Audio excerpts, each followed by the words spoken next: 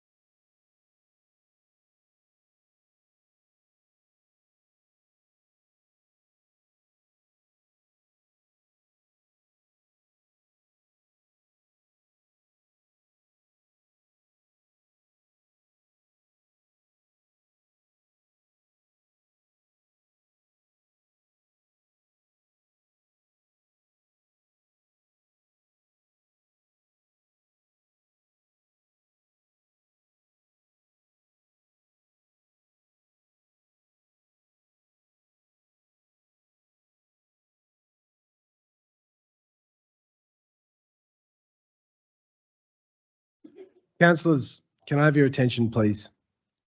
I welcome you all to this meeting of the Cardinia Shire Council and declare the meeting open. This meeting commenced earlier in the day to consider a confidential matter and was adjourned at the conclusion of that item. I now reconvene the meeting. This meeting will be conducted in accordance with the Council's governance rules. It is important that members of the public present in the gallery respect the setting and do not disrupt the meeting, particularly during debate and discussion by councillors on items in the agenda. We will commence the meeting with the following reflection. I would ask those gathered to join us now for a few moments of silence and reflect on our roles in this chamber. Please use this opportunity for reflection, prayer, or thought to focus on our shared intention to work respectfully together for the well-being of our whole community.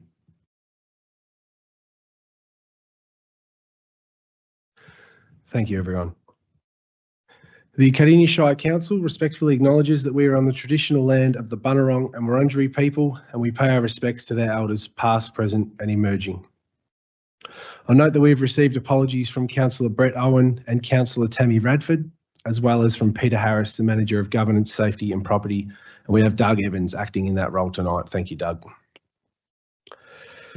Can I have a mover, please, to adopt the minutes of the previous meetings as listed? They are from the General Council meeting 15 July 2024 and Town Planning meeting 5th of August 2024. Do I have a mover? Councillor Graham Moore. And a seconder, Councillor Carol Ryan. All those in favour? Against? I declare that carried. Thank you. Councillors, are there any declarations of interest in relation to tonight's agenda items? I see none, and we'll note that. Thank you. We'll go straight into community question time. We have received our first question from Rhiannon Thomas. Is Rhiannon in the gallery? I don't think that she is, so a written response will be provided to her. Our next question is from Bill Ronald. I note that Bill's in the gallery, and I refer that question to Deb Tyson. Thank you.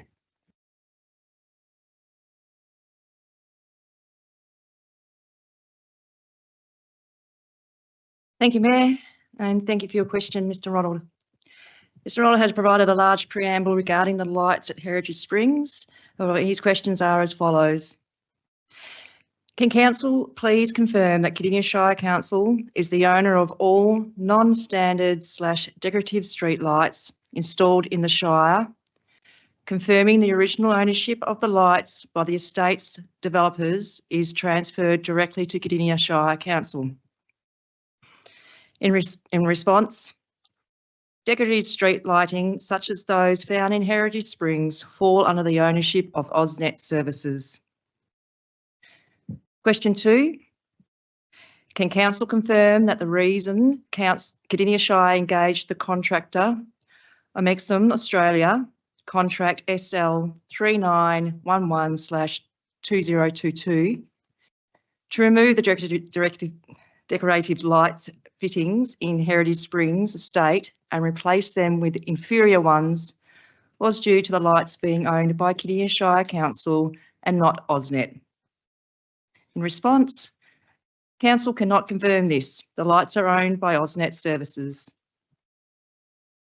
Question 3, can Council confirm the reason for maintaining specific decorative street light pole fee reserve fund and charging developers $3,000 per non-standard decorative light pole to provide for future cost of replacing decorative poles is because Cardinia Shire Council owns all the non-standard decorative light poles. In response, Council cannot confirm this. The reason this fee is charged is because Council is responsible for providing non-standard replacement products to maintain the lights that AusNet own. Question 4. Given it has been established beyond doubt that Cardinia Shire Council was the owner of the over 400 non-standard decorative street lights within the Heritage Springs residential estate pre-2012, can Council advise if the ownership changed, and if so, how and when did ownership change, and why did the ownership change? In response, the lights were established as non-metered lighting, part of the electricity network that is owned by AusNet Services. Thank you for your questions. They will be responded to in writing. Thank you, Mayor. Thank you. And our next question is from Lee Burke. Is Lee in the gallery? Yep, thank you, Lee. Throw that to Debbie Tyson. Thank you, Mayor. And thank you for your questions, Lee. Question 1, was Cardinia Shire officers and councillors aware of the Munada Shire Council endorsed a policy in September 2019 stating that alternative solutions would be explored for retention of decorative lights after receiving community feedback that residents wish to keep their decorative lights? In response, Cardinia Shire Council was aware of this and of that public lighting policy and position statement. Question 2. As Miranda City Council was able to advocate to AusNet Services in 2019 to make a broader range of technologies and products available for use, including broader range of approved non-standard decorative LEDs, why didn't Cardinia Shire Council benefit from this information? In response, Cardinia Shire Council is working from the same AusNet approved street lighting products list as per that council. The stated advocacy did not lead to any additional post-top LED lights being approved. Question 3. Will Cardinia Shire Council change its community engagement policy, enabling the community to influence outcomes regardless of council officers' assumptions that there are no genuine opportunities to influence the outcome? In response, the current community engagement policy was adopted in February 2021 in line with the requirements under the Local Government Act and allows an informed-only approach. A review of the policy is a matter for the new council. Question 4. Can council confirm that when contract RFT 22/015 was selected, the only LED street light product compatible with the AusNet was the Savannah Kensington, and that AusNet are recommending this single light to all the Victorian councils where AusNet services are the authority responsible for the unmetered network? In response, the only current AusNet approved LED decorative post-top fitting is the Savannah Kensington. It is as close as a match as possible to existing post-top fittings in an AusNet approved LED fitting. And your fifth and final question was, why does council think it is a suitable result for Heritage Springs Estate to have destroyed its unique lights to be replaced with a common variety of lights that are in all the AusNet controlled areas of Victoria? In response, the Savannah Kensington is the only AusNet approved LED fitting in this post-top style. Thank you for your questions. Thank you, Mayor. Thank you, Debbie. Next questions are from Trevor James. Is Trevor in the gallery? Thanks, Trevor. I'll refer your question to Debbie Tyson. Thank you, Trevor. Question 1. Can Cardinia Shire Council confirm that the 36 non-standard street lights, decorative light poles, on the Centenary Boulevard, Cardinia Park residential estate are owned by the Cardinia Shire Council? In response, the lights are owned by AusNet. Question 2. How much money has been paid to Cardinia Shire Council by Parklea for the decorative light pole fee, which the developer is advised is to be maintained in a reserve fund and used to offset future cost of replacing decorative lights poles? In response, council will need to investigate this amount and provide a response in writing at a later date. Question 3. How much money is currently residing in the Cardinia Shire Decorative Light Pole Reserve Fund? In response, the Decorative Light Poles Reserve balance is $591,662. Question 4. Over the last decade, how many decorative light poles in the entire Cardinia Shire have been replaced by council and funded by the Decorative Light Pole Fund Reserve? In response, council will need to investigate this and I will provide a response in writing at a later stage. Thank you for your questions. Thank you, Mayor. Thank you, Debbie. Our next set of questions are from Alison Haddock. Is Alison in the gallery? No, a response will be provided in writing to Alison. Kathy Hiermans, is Kathy in the gallery? No, a response will be provided in writing then. I will just quickly check because I did see someone come in just a little bit late. We did receive our first question from Rhiannon Thomas. Is Rhiannon in the gallery? No, that's okay. All right, well, those who weren't here, we will provide responses in writing, and those who did attend, thank you for coming in person. We'll move into general reports. Item 7.2.1, Plan Victoria Council submission. The officer recommendation is that council endorses the submission in response to Plan Victoria's consultation. Do I have a mover, please? Councillor Davies. Thank you, Mayor. I move the officer recommendations, which is council endorsing the enclosed submission in response to the consultation and forwarding that submission to the Department of Transport and Planning. Thank you. Thank you, Councillor Davies. Is there a seconder? I see Councillor Ross. Councillor Davies to speak first, please. Thank you, Mayor, and thank you, Councillor Ross. The state government are intending to replace Plan Melbourne with a new planning strategy called Plan Victoria. And I welcome a plan for Victoria. Victoria is a whole lot more than just Melbourne. And I first moved to Pakenham in 2013, and I certainly don't see myself as a Melburnian anymore. I do find that's a common sentiment, and when any of us travel to Melbourne, it's a big trip. The attached report is a very strongly worded professional submission. A very key concern, spoken loudly across the local government sector, is that during the public consultation, mid-process, the state government released draft housing targets. Colloquially, this is referred to as the 70-30, where the inner suburban councils have substantial targets for higher housing numbers and 70% of the state's population increases, and each council will need to respond with significant changes in their housing densities. Numerically, the context for Cardinia it appears less concerning than the inner city councils, with a draft housing target of 36,000 houses by the year 2050. To us, that's not cause of alarm. We're very used to population growth. This is business as usual.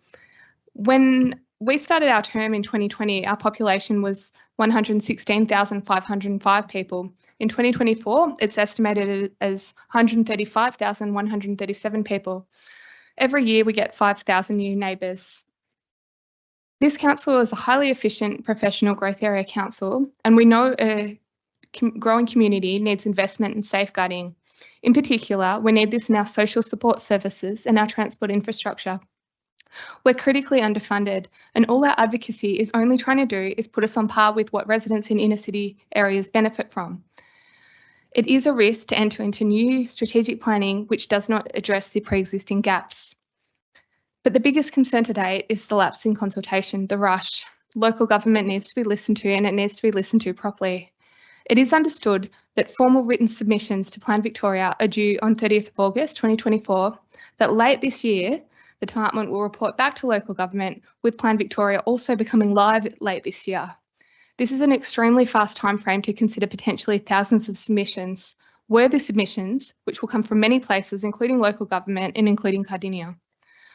When local government is reconsulted with, will that be consultation or being advised about a final position? And what if version 2 is unworkable? Cardinia's submission specifically calls for meaningful collaborative engagement with local government. And I've spoken to housing targets being added in mid-consultation, and there's been more. On approximately the 12th of July, an email was released to the public advising feedback was requested to help identify 8 big ideas to Plan Victoria that the state now requests for feedback on the best way to deliver these big ideas. Cardinia Shire Council has a lot to say, and I know that all councils have a lot to say. And I'm not suggesting that consultation happens perfectly. We don't live in a perfect world, but consultation can be done properly, and Cardinia and local government in Victoria collectively needs to be listened to. State planning reforms will have a substantial impact on local governments, and it is absolutely critical that appropriate engagement and insights are obtained and allowed to influence these reforms. And make no mistake, local government councils know we need a plan for Victoria. We also need to respect the insights and needs of our community. We need to listen to those who know best the community. When you're sitting in an office hundreds of kilometres away, how are you going to make the right decisions? As elected representatives, I call upon each of you, and I ask that each council will endorse this submission, 42 action items, and then continues to represent council because we still have 8 weeks. And this representation is not the type that will get us in the paper or help with votes, but it is our job to use our time to deliver for our community.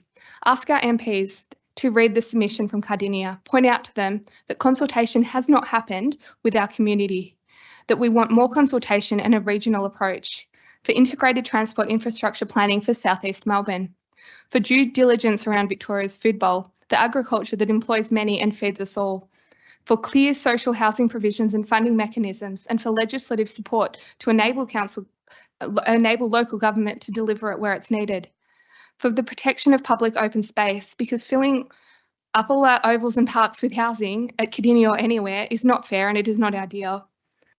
Our estimated population of over 134,000 people in 2024 is estimated to be well over 180,000 in 2041. We know best how to achieve this in our council because it's what we do, and Plan Victoria will only be better with more detail, with more consultation, more information. We can refine it and we can make it better for all Victorians together. Thank you. Thank you, Councillor Davies. I'll go to your seconder, Councillor Ross. I reserve my right to speak. Thank you, Mayor. Thank you, Councillor Ross. Are there any other councillors who would like to speak to this item? I see none. I'll check back in with you, Councillor Ross, if you'd like to speak. Thank you, Mayor. It's really interesting when you have a look through how Cardinia Shire has grown. In 2008, we had 63,000 people.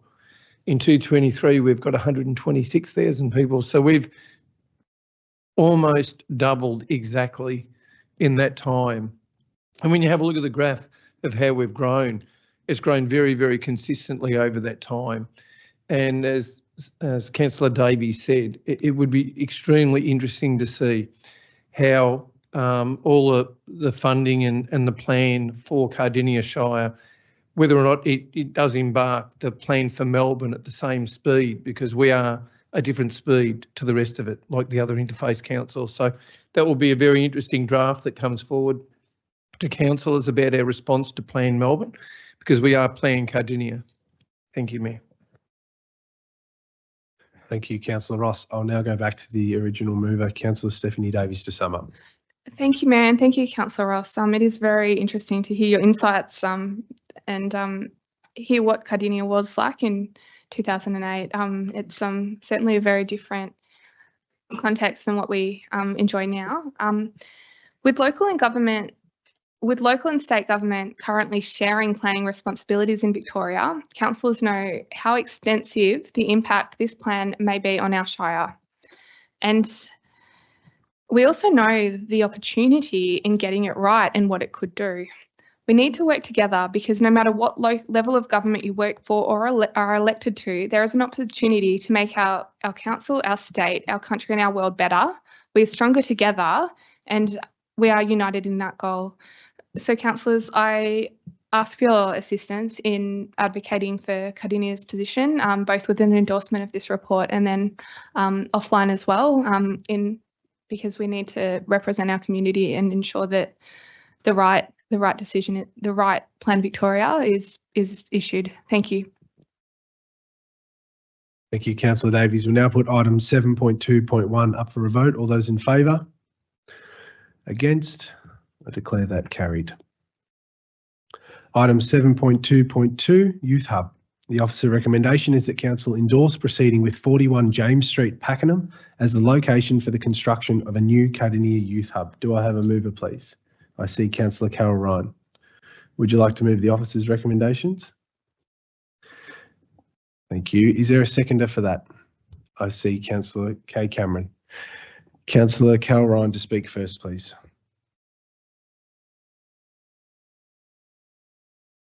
Thank you, through you, Mayor. I'm looking for support from my fellow councillors on this matter. I do support the recommendations by the officers in the council endorsed proceedings with 41 James Street, Pakenham as the location of the construction of the new Cardinia Youth Hub. The Youth Hub project working group has concluded a comprehensive evaluation of the alternate options following a pause in construction due to structural concerns identified in 2023. The internal assessment process was undertaken on 12 options across the Shire. The rigorous evaluation process narrowed the options to 5 that were considered variable for further analysis. At the June 17th, 2024 council meeting, 5 options were endorsed for further assessment to determine the best course of action. Following this second stage assessment, following this second stage assessment, the recommended option is to construct the youth hub at the original 41 James Street location. Officers have reaffirmed council approval of James Street, Pakenham as the right location for a new Cardinia youth hub. It completes a thorough governance process in testing the rationales and applying a crucial assessment ensure this remains the right location and the essential project. This preferred option is based on several key factors. Alignment with the service objects. That James Street location best aligns with the service delivery goals of the Shire and its partners. Cost and risk management. Cost associated with the options are more accurately able to be estimated and loss and, oh, sorry, I'll go back to it, sorry. Costs associated with this option are more accurately able to be estimated and loss and damage are easier to quantify for the potential recovery. Timeline. Construction at James Street can be completed within the established timeline outlined in the grant agreements. I'll leave it there at the moment, Mayor. Thank you. Thank you, Councillor Ryan. I'll go to your seconder, Councillor Kay Cameron, to speak. Thank you, Mayor. There's funding available for this project through the state government and the federal government. And if the intent of the provided grants can be met with an operational hub in central Pakenham by late 2027, the funding is assured for the commitment of this if it can be achieved. So a delegation was provided to the CEO in May 2024, and council meeting to demolish the partly constructed youth hub should this be required, but provision has not been required to be used whilst several defects have been identified. No immediate safety concerns are determined. The cost to build the hub currently under construction in James Street has been revised, and there has been an increase from 6.85 million to 10.92 million in advice provided. The cost increases mainly relate to a competitive pre-COVID tender which had been accepted, and the current impact of COVID disruption and inflation on construction costs.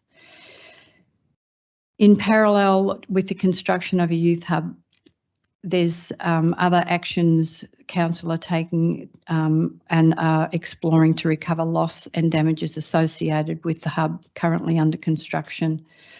The grant, as I mentioned, is from the Victorian Government Growing Suburbs Fund and from the Commonwealth Department of Health and Ageing. This funding is critical to reduce the Shire's financial contribution, and it reflects the value placed on co-location of state and Commonwealth funding services in the new hub. Thank you. Thank you, Councillor Cameron.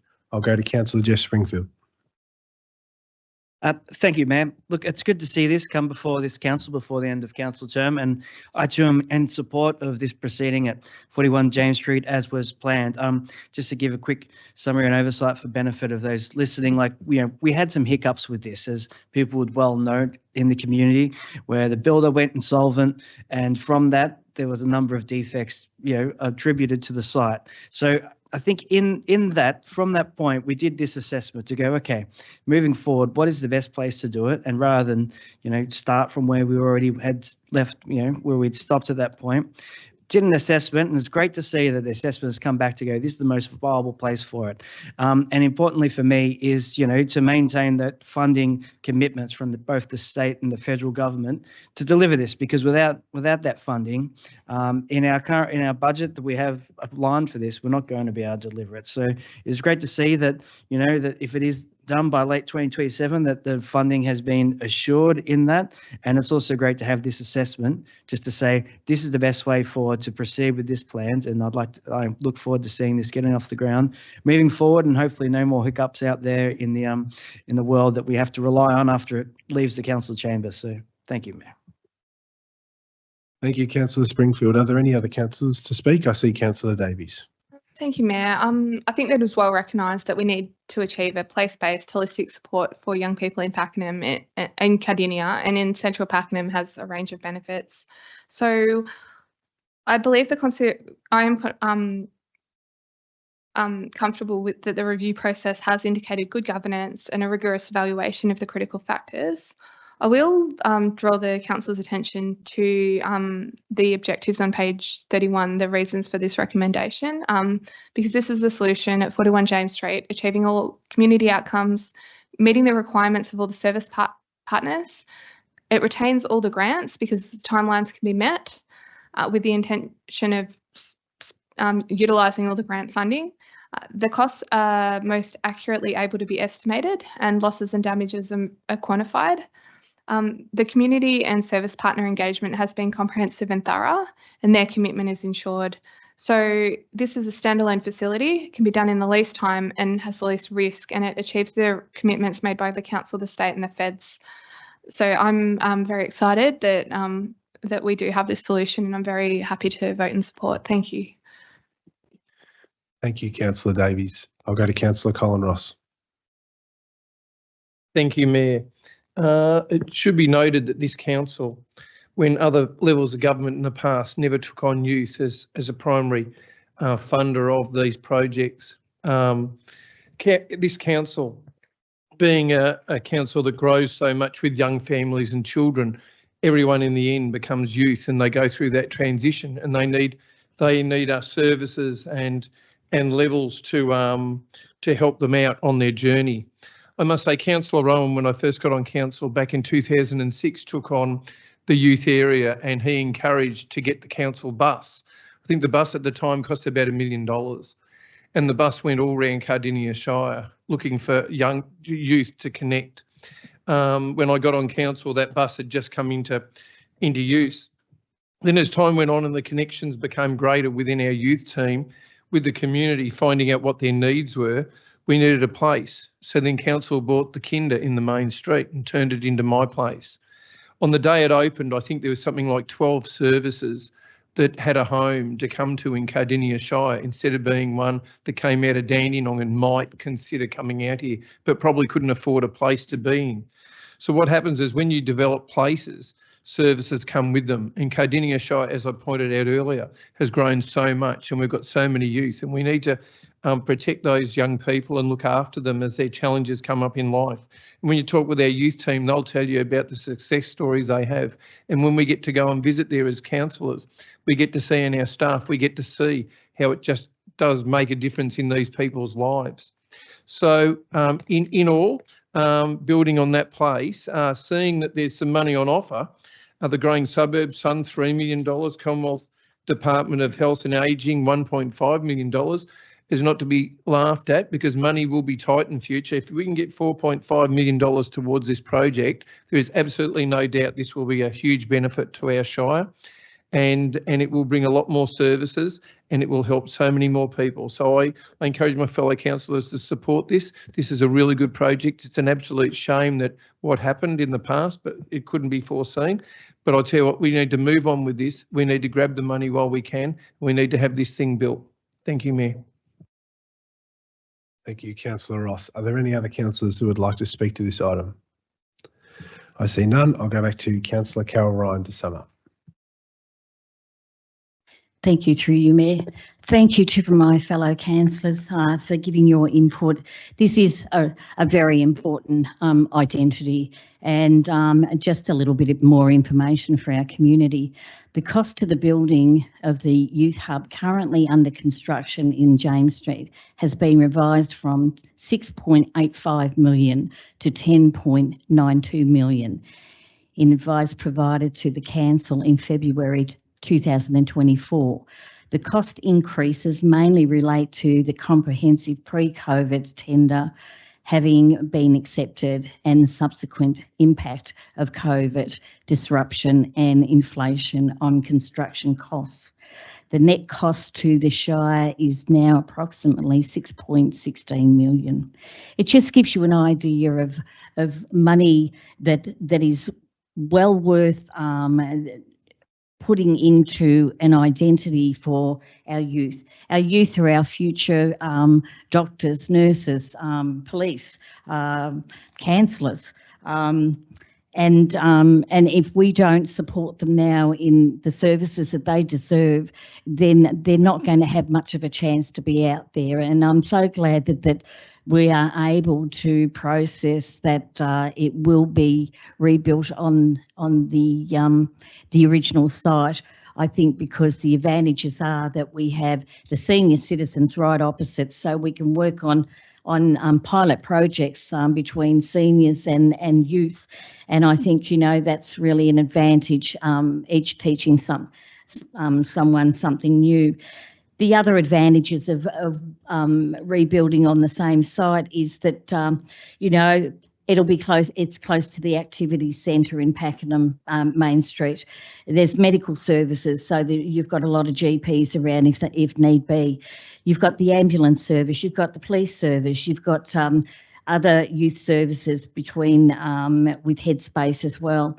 You've got public transport. You've got buses, trains, taxis, and you've got the NDIS services. So it really is the right place for this building to be rebuilt. And I really, really am looking forward to seeing it completed for our youth and seeing them progress in the talent that they have and what I've seen over the last 8 years.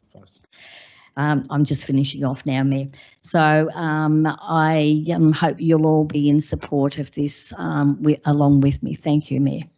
Thank you, Councillor Carol Ryan. We'll now put this up for a vote. All those in favour?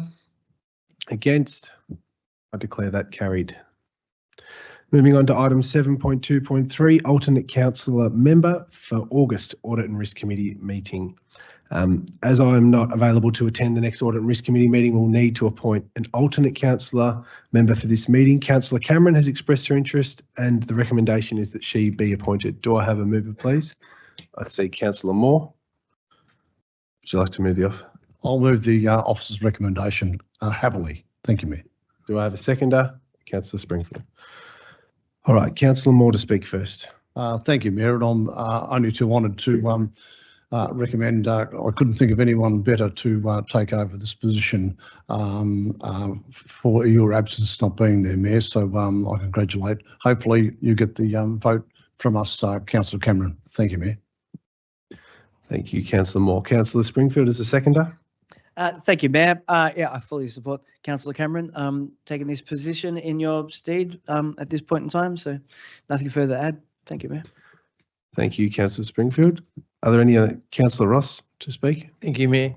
I hope my fellow councillors endorse this appointment. I know Councillor Cameron has got a very sharp eye. She used to work as a police prosecutor for over a decade, so she has a very critical eye of looking at things, and she knows how to ask questions and ask for investigations. So I have no doubt that Councillor Cameron will do a good job on behalf of us councillors in there having a look around. Thank you. Thank you. I'll go to Councillor Davies. Yeah, just briefly for community benefit, all councils have an audit and risk committee, and with councillor delegates, and at Cardinia we have two.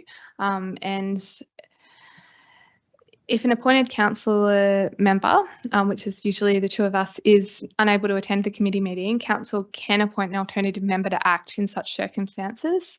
And this is really important because whilst we might not be financial gurus, we certainly can represent the community by making sure that the auditors are there, that there is independence and that there is a detailed review. So I think it is very important to have a second councillor. And I also wanted to acknowledge that Councillor Cameron has put in the time to do pre-reading and to meet with senior staff today. So I think we are well prepared for this meeting, which is the annual accounts meeting. So I think this is quality governance to establish a second councillor, and I would like to wish you the best for your very worthy leave on that day. Thank you. Thanks so much, Councillor Davies. Are there any other councillors who would like to speak to this item? I see none, so I'll go back to Councillor Moore as the mover to sum up. Thank you, Mayor. I don't have anything further to say. Thank you. Thank you. All right, we'll put item 7.2.3 up for a vote. All those in favour? Against? I declare that carried. Item 7.2.4, appointment of community asset committees for recreation reserves. The officer recommendation is to appoint various local residents to 4 community asset committees and to thank departing members for their contributions. Do I have a mover for this item? Councillor Davies. Thank you, Mayor. Per the officer recommendation, the council endorses the listed residents to serve on the committees. Thank you.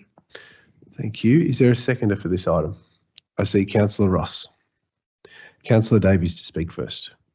Thank you, Mayor. Look, I usually read names out, but I've decided I won't embarrass people anymore.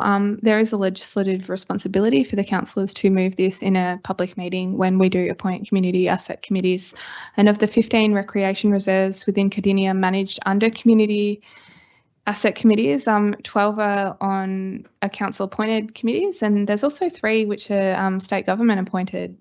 We do know that volunteering is not happening, not to the level it did pre-COVID. And for every member of the community that does volunteer, the mighty volunteer workforce, I really thank them. It certainly protects our community and enhances it. So to councillors, I do see your vote of support, and I'd like to thank all the committees listed. Thank you. Thank you, Councillor Davies. Councillor Ross. Thank you, Mayor. For those who don't realise, reserve committees or recreation reserve committees aren't the norm in all councils. Some councils don't have any, and they're just run by the staff. We fortunately in Cardinia Shire have some amazing volunteers who put their time aside to take on these reserves. And nobody knows reserves better than the people who use them all the time. They use them, they know them, they live there, and they spend a lot of their time there. So we need to listen to these people, and they are our best advocate to let us know. Also too, they know where best that the money can be spent in these reserves. So therefore, they will put their positions forward. They ask for money at different times. They have to justify where they spend the money on these reserves. And we need to, well, we can still get volunteers for some of these, because unfortunately some of them don't exist anymore because the people just are too busy and there's not enough people to volunteer to make up committees. But while we have people willing to put their time and effort in and they volunteer, we need to support them. I thank them very much for their service. They do an amazing job, and anyone who goes to our reserves will see the care and love that's dedicated in these over such a long time. I know Casey, during times when it's really bad and the weather's bad and the whole lot of it, often Casey will come over and use our facilities over here in Cardinia Shire because they know that ours stand the test of time. I can remember times when it got really wet over at Casey Fields and they didn't have reserve committees. They came over and used Tumac Reserve. They used their ovals over here because ours were kept better than what theirs were and able to maintain during these really tough times. Anyway, I thank these people, particularly the ones who have stepped up into some roles. I see there's some different people there. So thank those people, and we look forward to supporting them. Thank you, Mayor. Thank you, Councillor Ross. Are there any other councillors who would like to speak to this item? I see none, so I'll go back to the mover, Councillor Davies, to sum up. Thank you, Mayor, and thank you, Councillor Ross. I confirm that we can endorse the appointment of the following committees and seek support in doing so. Thank you. Thank you. We'll put item 7.2.4 up for a vote. All those in favour? Against? I declare that carried. Item 7.2.5, official naming of Officer District Park. The officer recommendation is to note the community engagement undertaken regarding a name for this park, to resolve to rename the park from the interim name of Officer District Park to Tarongu Park, and to submit this name to Geographic Names Victoria for formal registration. Do I have a mover? Councillor Davies. Thank you, Mayor, and I move the officer recommendations as read. Officer District Park, it's a working name, and it was only ever intended to be a working name. In collaboration with the Bunurong Land Council's Aboriginal Corporation, 6 potential names were shortlisted for consideration. Excuse me, Councillor Murray speaking? No? Okay, great. In collaboration with the Bunurong Land Council Aboriginal Corporation, 6 potential names were shortlisted for consideration and submitted to be voted on by the broader community. It is apparent that the preferred choice is Tarongu Park. Sorry, Councillor Davies, just checking. You're moving the officer's recommendation. I need to get a seconder. Oh, my sorry, my That's okay. apologies. This is, yeah. That's all right. So That's you've okay. moved, all right, you've moved the officer's recommendation, and I know the seconder is Councillor Carol Ryan. I'll ask you to speak first. Thank you. Thank you, Councillor Ryan. Apologies that I missed process. So Officer District Park, as I said, it's a working name. We've collaborated with the Bunurong Land Council Aboriginal Corporation. 6 potential names were shortlisted for consideration.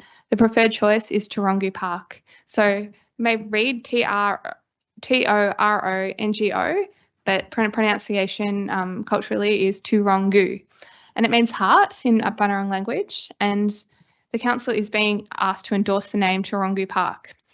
And then the name will be what this reserve is known as thereafter. And I know concerns about confusion with Tarongo Falls in Gippsland or similarities to Tarongazu in Sydney. And I am hopeful this doesn't become apparent because there's never ever a perfect consultation process and there's no perfect name. We've learned that through trying to name a suburb. You'll never make everybody completely happy, but what I am most excited about is using the park, a district level, high quality open space for all the community to enjoy. Our local spaces where our community meets freely is a place of heart. The location is also our Shire centre, again, our heart.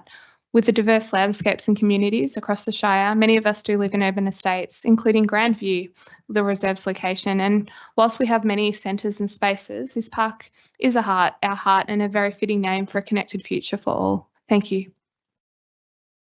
Thank you, Councillor Davies. I'll go to Councillor Carol Ryan as a seconder. Reserve my right at the moment. Thank you, Mayor. Thank you. Are there any other councillors to speak to this item? There being none, I'll check back in with you, Councillor Ryan. I have nothing to add. I'm in support of this. Thank you. Thank you. I'll go back to Councillor Davies to sum up. Thank you, Mayor, and thank you, Councillor Ryan. I confirm that we are moving to note the report and the consultation and formally name the reserve Tarongu Park. Thank you. Thank you, Councillor Davies. We'll put item 7.2.5 up for a vote. All those in favour? Against? I declare that carried. 7.2.6, just in time, Tarongu Park Dog Off-Leash Area. The officer recommendation is to make a formal detailed order under the provisions of the Domestic Animals Act relating to dog parks in the Shire, primarily to include the new off-leash area as part of the Tarongu Park development. Can I have a mover for this item, please? Councillor Davies. Thank you, Mayor. I move the officer recommendations as listed. Thank you. Do I have a seconder for this item? I see Councillor Ryan. Councillor Davies to speak first. Thank you. This report progresses the formal endorsement of the dog off-leash area located at Tarongu Park prior to its opening and its use by the community later this year. So in order to allow a lawful use of dog off-leash activity within Cardinia Shire, all sites as listed as off-leash areas require an order to be made by the council endorsing them and subsequently gazetting it prior to use by the community. And this is under Section 26 of the Domestic Animals Act, and it empowers councils to prohibit the presence of domestic animals in public places and impose conditions on the presence of domestic animals in public spaces. Tarongu Park will have an off-leash park, and it's very appropriate to remake this order, which lists a variety of areas, which I'll go through soon, with this new additional park. And it's very important to commence the official gazetting as close as possible to the actual opening of the park. So regionally, dog off-leash areas will include Tumut Creek Linear Reserve in Pakenham, Alma-Trelaw Reserve in Cockatoo, Don Jackson Reserve in Pakenham, and Cochrane Park in Coorerup. District level dog off-leash areas are Pepper's Land in Emerald, Cockatoo Road Reserve in Pakenham, Garfield Reserve in Garfield, and Tantalin Boulevard Detention Basin Reserve in Beaconsfield. And at a neighbourhood level, Bob Burgess Reserve in Beaconsfield, Vantage Drive Reserve in Pakenham, Simon Drive Reserve in Pakenham, Ray Kenobi Reserve in Pakenham, Harris Reserve in Upper Beaconsfield, and Onyx Reserve in Officer. So I do seek councillor support and endorsement. Anytime we make a local law and it is enforceable, it does need council endorsement. And I will note that detailed community consultation does go into any aspects of local laws and local laws changes. And a key component of 2020 consultation on what was then known as Officer District Park, specifically focused on the dog off-leash area, and the 5 most important features identified with the community were as follows: that the space remained neutral and shaded, fenced, clear signage, separate areas for small and large dogs and drinking taps, and these are all being provided. So council officers report there are no financial implications and request that council formally endorses the order under section 26 of the Domestic Animals Act. Thank you. Thank you, Councillor Davies. I'll go to Councillor Carol Ryan as a seconder. Through you, Mayor. Just want to read out a little bit of some of the ruling in reference to off-leash designations. I have one in where I live, and it works very, very well. And it's a good social interaction, not only for humans, the owners of the dogs, but also the dogs. They chat with each other, they run around, they've got big grins on their faces, they have a wow of a time. So it's a great advantage for all these dogs and good exercise for them. So a dog may exercise off a chain, cord or leash in designated off-leash area, provided each of the following conditions are complied with. At all times, the person exercising the dog must remain in the effective voice or hand control of the dog and within constant sight of the dog, so as to be able to be promptly in place if the dog just leaving their chains and their leash off, sorry. The person exercising the dog must be 16 years of age or over. Well, I've learned something new. I didn't know that one. Any children under the age of 16 in the designated off-leash area must be supervised at all times. A person may be in control of no more than 2 dogs. At all times, the person exercising the dog must carry a chain, cord or leash no greater than 3 metres in length. The dog must be on a chain, cord or leash when entering or exiting the designated area. A female dog must be brought into a designated off-leash area if the dog is on heat. The person exercising that dog must pick up and lawfully dispose of all secretions from the dog, including the use in the bins provided and by council at all purposes. I'll leave it at there. So there's quite a few rulings in reference to that, but it's all about safety, and it's all about safety for not only the dogs, but also the people that are looking after them. Thank you. Thank you, Councillor Ryan. Are there any other councillors who'd like to speak to this item? I see Councillor Colin Ross. Thank you, Mayor. I refer to an article in the Pakenham Gazette back in 2009, the 15th of 7th, 2009. Pooch Parks a barking success was the headline, and it was about council had some off-leash parks, and I put up a notice of motion at the time that we expand it a little bit more. So that was going to contribute to another one.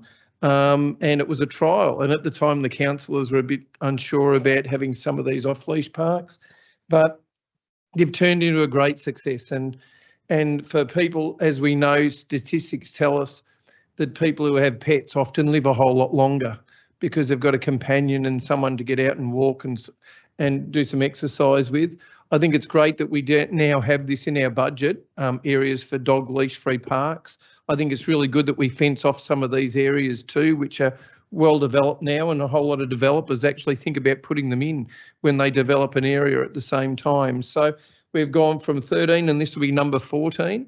I think it's a great asset. I think it's really a good option for people who just want to go and take their pets out, because as we know, pets, you know, some of them, they don't have as big a backyards anymore or things like that to run in. So people need places to go and walk their dog, go outside and enjoy the sunshine or whatever. So, and if you've gone around the new estates, you'll see quite a lot of these parks. So they're fenced off, they look really good. And I just think I can't wait to see what this one will be like. I'm imagining in these new estates, they even get flasher. So hopefully the people who take their dogs there will enjoy that space and get out there and enjoy it even a whole lot more. Anyway, thank you, Mayor. I hope my fellow councillors support this. This is a great initiative and I can't wait to see how it ends up. Thank you, Mayor. Thank you, Councillor Ross. Are there any other councillors to speak to this item? I see none. I'll go back to Councillor Davies to sum up. Thank you, councillors. This is really exciting, and yeah, I do see your support in endorsing the officer recommendations. Thank you. All right, we'll put 7.2.6 up for a vote. All those in favour? Against? I declare that carried. Item 7.2.7, official name of the Thewlis Child and Family Centre. The officer recommendation is to note the community engagement undertaken regarding a name for the new Child and Family Centre in Thewlis Road, currently under construction, to resolve to name the centre Bullumbulum Child and Family Centre and to submit this name to Geographic Names Victoria for formal registration. Do I have a mover, please? Councillor Davies. Thank you, Mayor. I move the officer recommendations. Thank you. Thank you. Is there a seconder for this item? Councillor Springfield. Councillor Davies to speak first. Thank you, Mayor. It's certainly a night of naming, and in collaboration with the Bunurong Land Council, 3 Indigenous names significant to the area were identified as potential names for the centre: Beenup, Bullumbulum and Nikibik. And a 4-week consultation process followed, and the community was invited to vote on their preferred name. So, as stated previously, the Thewlis Child and Family Centre is currently under construction and it is due to open in early 2025, and it will facilitate the delivery of essential early years services, kindergarten, maternal and child health and allied health and wellbeing activities for the local community. It's a huge building, 3 kindergarten rooms, 3 consulting rooms and a multi-purpose community room. I was lucky enough to have a look at Taona now, latest as it opened today, and it's these are wonderful buildings, and the same process has been followed in terms of the naming, and I do think that is a good option. Bullumbulum, I'll just confirm. So Bullumbulum means butterfly, and yeah, there's a lot of other names like Papillon when it comes to butterfly, and it's transformative. It is, and I think it's a very fitting name and a nice nod to culture, and I'm certainly happy to support that. So thank you, Mayor. Thank you. I'll go to Councillor Jeff Springfield. Thank you, Mayor, and it certainly is a night of namings tonight. But look, very happy to see the results come back from this community engagement. Bullumbulum is a beautiful name representing butterfly, and it received 63% of the votes for the community engagement. So I'm very happy to see that support that proceeding tonight. Thank you, Mayor. Thank you, Councillor Springfield. Are there any other councillors who would like to speak to this item? I see none. I'll go back to Councillor Davies. Thank you, Mayor. Thank you, Councillor Springfield. Those of us who are parents probably well versed in the Very Hungry Caterpillar book, and it is lovely how the Bunurong people do share in their stories that Bullumbulum symbolises growth, development and change. It represents the journey of our community, how we evolve, mirroring a caterpillar transforming into a butterfly. And just as a butterfly undergoes a transformative process, this is a reminder of the constant evolution and growth that occurs within us and our surrounding community and of children. Yeah, I think the fostering a strong connection to place will be achieved with this beautiful name. So thank you, councillors. Thank you, Councillor Davies. We'll now put item 7.2.7 up for a vote. All those in favour? Against? I declare that carried. Item 7.3.1, the Equestrian Strategy 2024 to 2034. The recommendation is to note the community consultation undertaken, the feedback received and subsequent amendments made to the Equestrian Strategy. Adopt the final Equestrian Strategy 24 to 34, to place the adopted strategy on the website and also to thank the community for their contributions. Do I have a mover for this item, please? Councillor Davies. Thank you, Mayor. I'll move the officer recommendations. Thank you. Is there a seconder for this item? I see Councillor Springfield. Councillor Davies to speak first. Thank you, Mayor. The Cardinia Shire Council's equestrian strategy was originally developed in 2014 to guide the future provision of equestrian opportunities in Cardinia Shire over 10 years. So this new strategy is timely. It focuses on equestrian as sport and as recreational riding in the Shire. The 2014 strategy was a large, detailed document with 58 recommendations regarding facility planning and management, club operations, trails, safety and risk management. In reviewing the 2024 strategy, there was a 4-stage process. And in 2020, our staff engaged a consultant to undertake a full assessment of Cardinia's existing equestrian trail network and facilities. The community feedback received highlighted consistent messages about what was actually important to the equestrian community, what they wanted to see with regards to equestrian trails and facilities, and how the council could better support the community. And this feedback has informed the strategy review and development. So of note, a recent online survey explains that 93% of Cardinia residents who use equestrian trails use them specifically for equestrian purposes, and 100% of this community actually report owning or riding a horse frequently, and 28% who ride as a hobby. So as someone who's not part of the equestrian community, I have been guided when considering this based on these insights. And I think equestrian activity, it's very unique and it provides the opportunity for formal and informal recreation. It can generate tourism and activation in thousands, and it offers a range of supporting commercial activities. It's also a predominantly female sport, and not being a horse person myself, I think that we all know that women aren't as active as men, and it is wonderful that we can safeguard this activity. Not that it is restricted to women, but it does attract more.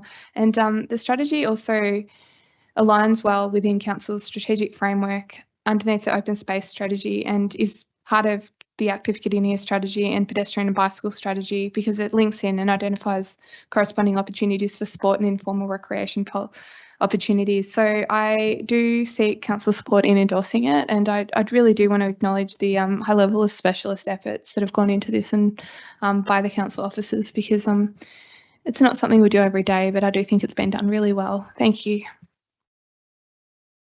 Thank you, Councillor Davies. I'll go to Councillor Springfield. Thank you, Mayor, and thank Councillor Davies for moving this item.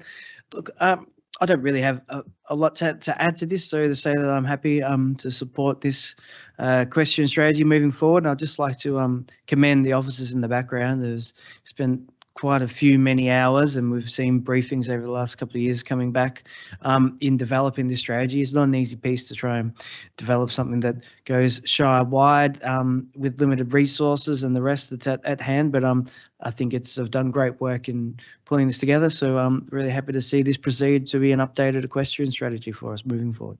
Thank you, Mayor. Thank you, Councillor Springfield. Are there any other councillors who would like to speak to this item? I see Councillor Colin Ross. Thank you, Mayor. For those who don't realise, Cardinia Shire has the highest equestrian involvement per resident population of any shire or council in Australia. So this is an extremely important strategy, and we need to keep involve the community in this to have their expectations and their views conveyed. If anyone who's driven around Split Rock Road area, Bunyip and Tynong, down that area, Lang Lang, Cooey-Rup, Cardinia, will notice just how many horses there are in the paddocks, or used to be horses in the paddocks. So therefore, all those users need to have areas not just for dogs or for sport, but they need areas that will work with them for the benefit of their sport that they do. It's getting very costly to drive around and take your animals everywhere. So if we can connect different areas with trails and things like that, that will make it so much safer for them to use and more usable Cardinia Shire. So I think this is a working strategy. I think it needs to keep evolving as time goes on. And as was pointed out, there isn't a lot of money in this area to fund this. So we'll just have to keep working hard to try and get some money for this area and see if we can develop it further. Thank you, Mayor. Thank you, Councillor Ross. Are there any other councillors who would like to speak to this item? I see Councillor Kay Cameron.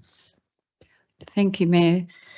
The Equestrian Strategy 2024 to 34 aims to ensure that Cardinia Shire Council continues to address the needs of its equestrian community. alongside the changing demographic and geographic landscape. Unfortunately, it does not address any of the issues around the people that live in the south of the Cardinia Shire. There is nothing in the south of the Cardinia Shire for horse riders to be able to enjoy. I'm a horse rider, I own horses, and I have to put my horses in my float and float them at a great cost. Everyone knows what the cost of fuel is today, to somewhere that I can ride safely. So I am, as a result of this, I will not be supporting this strategy. Okay, thank you, Councillor Cameron. Are there any other councillors who would like to speak to this item? I see Councillor Hall. Thank you, Mayor.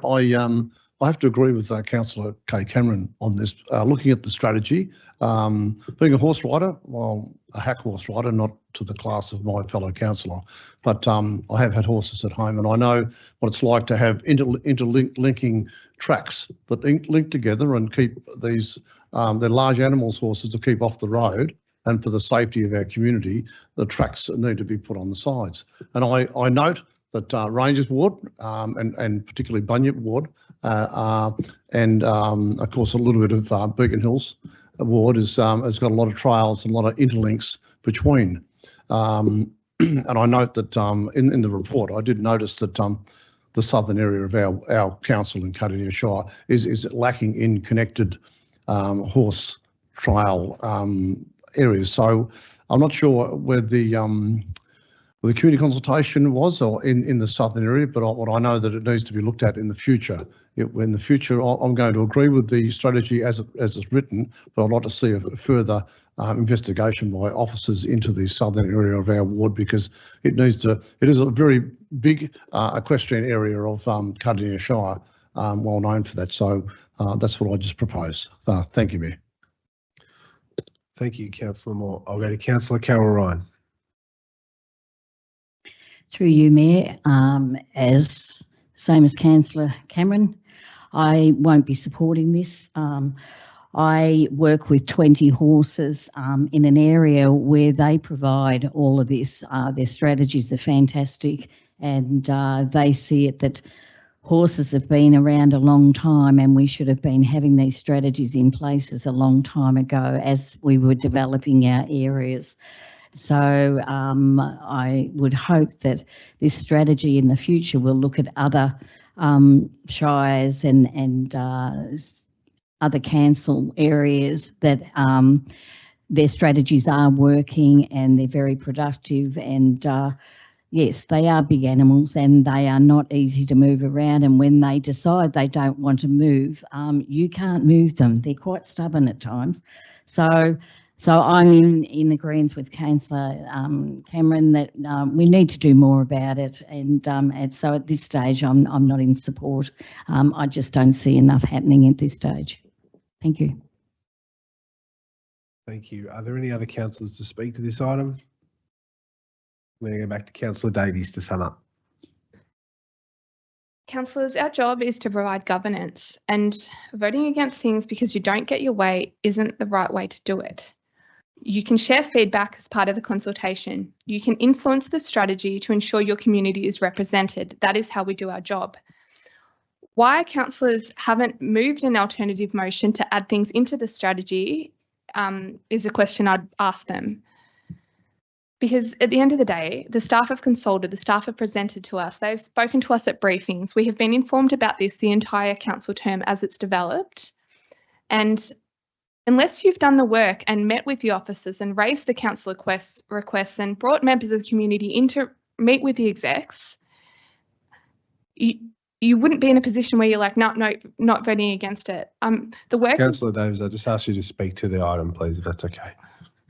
Okay, procedural considerations aside, the report, and I will take it as read, does outline detailed community engagement, and it does show equestrian facilities in the north and the south of our Shire, and the south has less, that is known. The north of the Shire doesn't have a perfect network. You have lots of sections which are on road. It's not perfect, but this is a strategic document, and I think it is highly disrespectful to refuse to provide any direction to the council, whether that to the organisation, whether that's an alternative motion or different. Like, it's just to let it lapse. That's not fair, and it's really sad, because we get so many opportunities as councillors to represent our community, and if that's your position, I have no idea what you've been doing. Thank you. All right, we'll put 7.3.1 up for a vote. All those in favour? Against? I declare that carried. Item 7.3.2, the Fair Access Policy. The recommendation is to note the community feedback received, adopt the Fair Access Policy and Action Plan, and acknowledge the community for their contribution. Do I have a mover for this item? I see Councillor Springfield. I'd like to move the officer's recommendation. Thank you. Thank you. Is there a seconder? Councillor Cameron. Councillor Springfield to speak first, please. Thank you, Mayor. I'll read some notes out of the report here. Local governments are required to adopt a fair access policy to be eligible to receive funding from the Victorian Government towards community sport infrastructure funding. This new policy will provide a clear framework to encourage and support fair access for women and girls' participation in sport and active recreation across the municipality. A draft fair access policy and action plan were placed on public exhibition for 20 days from back in June into July, and community feedback for the public exhibition has been considered and informed the amendments to the final policy here. So back in, as I'm reading, back in late 2015, inquiry into women's and girls' participation in sport and active recreation identified practical actions that the sport and active recreation sector would adopt to increase participation of women and girls. And in response to that inquiry, the Office for Women in Sport and Recreation was created by the Victorian Government to spearhead the need for Change Our Game and provide fair access for women and girls. And I think that's what underlies this. It is trying to see how we can have that fair access, access and inclusion for everyone to participate in these sports and activities, and try and include that in our policy framework when we're rolling out things in the future to enable that rather than restrict that, to improve our numbers in the future when it comes to participation rather than see them diminish any further than what they have done traditionally. I'll leave it there. Thank you, Mayor. Thank you, Councillor Springfield. Councillor Kay Cameron. Thank you, Mayor. The community identified through the community vision that Cardinia should be a place that is safe, accessible and inclusive, creating a fairer Cardinia for women and girls accessing sport and active recreation, which will require a multifaceted approach supported by many stakeholders. Council, as a community leader, is well placed to advocate, promote and lead in the space of gender equity in community sport and active recreation. Sports clubs play a vital role to promote physical health, mental well-being and character development. Sports clubs are well positioned to shape behaviour, align our community values. Councils acknowledge that barriers exist for people to participate in sport and recreation activities due to personal attributes such as race, ethnicity, gender identity, disability, cultural background, age, sexual orientation or religion. Council is committed to identifying and eliminating systemic causes of inequity in policy, governance, programs, communications, facility design and delivery of services in relation to community sports and active recreation. Council will work with clubs, user groups, committees of management and community asset committees on council managed land to facilitate fair access. Thank you, Councillor Cameron. Are there any other councillors to speak to this? Councillor Ross, then Councillor Davies. Thank you, Mayor. We go back to about 2012, I think it was, and our CEO at the time, Gary McQuillan, was invited to go along to the West Gippsland Netball Grand Finals. And it was held down at Beaconsfield, who just happened to have a lot of teams in nearly every division in the grand final. When he was looking at the court, he frowned upon where these ladies got changed and where the girls got changed. And he couldn't find any area or a pavilion or anything. And they said, oh, you get changed in the car. We get changed in the car park. We don't have anywhere to get changed. Or sometimes the boys let us use the football rooms over there. maybe if they get injured, they're physios. And he came to council horrified to think that they only had an old shed down the end, which wasn't really big enough to put even the netball hoops up in or anything like that. And he came back and he said, we have to change this. We have to create a policy that gives equal rights for women to have pavilions like the men. So long story short, we as a council decided that we'd have a policy to rejuvenate all of these sporting complexes to have women in sport would have their own pavilion. And in the 14th of the July 2014, Councillor Moore actually opened them up. They got a $600,000 grant from the state government.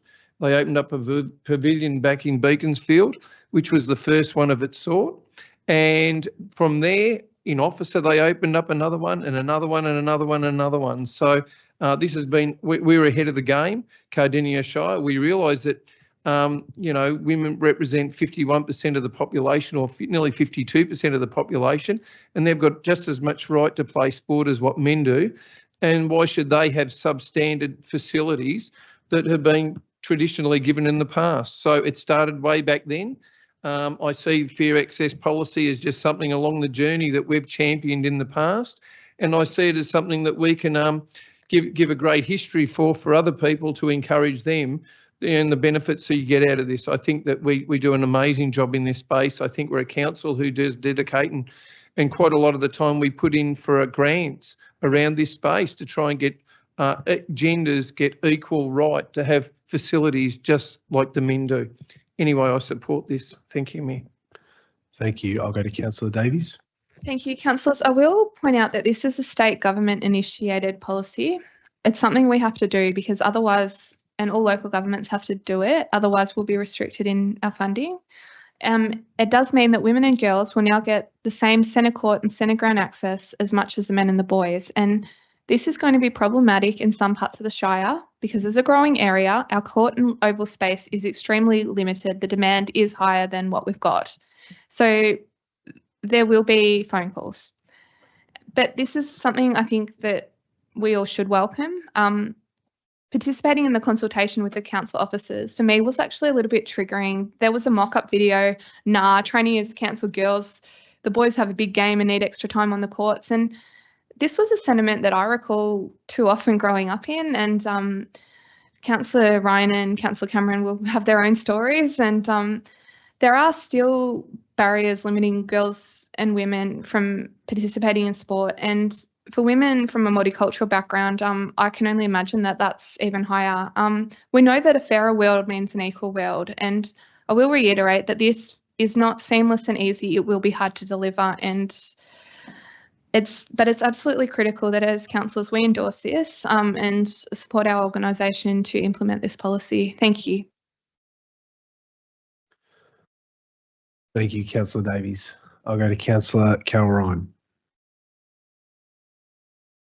I'm in support of this. I think one of the things I can honestly say is I'm so proud of council that we advocated so strongly in reference to funding, and I can assure you from following through from what Councillor Ross said, it was a storage closet that we used to change in, and sometimes we were drenched, and you know, because we didn't have anywhere else to change, and if there were two people in there, you couldn't fit any more in there, and you had to go back on. And as an umpire for West Gippsland, you know, I didn't have as much option as some of the players had. So, you know, I was always drenched because I didn't have anywhere to change to put dry clothes on. So it's great to see that, you know, equality, and that's what we're all about in this community, is about equality. And the fact that the team works really hard, they hear what we've got to say. We also advocate with them, and to get that funding so that we can have these privileges for everybody, and it's about equality for everyone in Cardinia Shire. So I will be in support of this. I think it's fantastic. Thank you. Thank you, Councillor Ryan. Are there any other councillors to speak to this item? No, I will just briefly say I think it's great to see this policy come up and hopefully adopted, not just from a funding perspective, but we have seen numbers in women and girls sports absolutely explode. And I know from my own time at the Pakenham Football Club, very limited girls numbers and teams. And I think that's obviously clearly as a result of very limited pathways at the time. With more opportunities, we've seen more women and girls jumping into sports, and particularly team sports, which is fantastic to see. It means we need to make sure they have the same chance to participate. This policy helps us get there, so I hope that it is supported. And can I just say good luck to the Pakenham women's senior football team in the grand final coming up soon. So if you ever want to support women's sport, get down there and see those girls. All right. Thank you, councillors. We'll go back to Councillor Jeff Springfield to sum this one up. Thank you. Thank you, Mayor, and I reiterate your words. It is great to see in the last 8 years of my time on council the evolution of us in this space as local government organisations, of identifying and recognising where we need to do the heavy lifting and develop these policies and procedures to enable fair access and equal access, so that people of all ages and genders have the opportunity to access access sports equitably, and have the same opportunities on hand, so they can learn from a young age and participate in these activities. So I'll leave it there, Mayor, and I think it's great to hear the words of all the councillors in support of this policy moving forward. Thank you. Thank you, Councillor Springfield. We'll now put 7.3.2 up for a vote. All those in favour? Against? I declare that carried. Item 7.4.1, extension of contract 22-001, Arboricultural Works Contractors Panel. The officer's recommendation is to extend these contracts for a 2-year period and to note an over expenditure on the initial estimated contract cost due to modifications to other contracts and in response to the recovery activities of recent natural disaster events. Can I have a mover, please? Councillor Davies. Thank you, Mayor. I am moving the officer recommendations. Thank you, Councillor Davies. Is there a seconder for this item? Councillor Springfield. Councillor Davies, please. Thank you, Mayor, and thank you, Councillor Springfield. So 4 providers are being engaged, and that's what's proposed. There is a redacted report, which is the 2024 price schedule for all contractors, and we are extending previous contracts for another 2 years. The climate events or the storm events have been very complicated and difficult to manage, and I think they're a testament to the strong relationships with our providers and our council officers has helped us respond and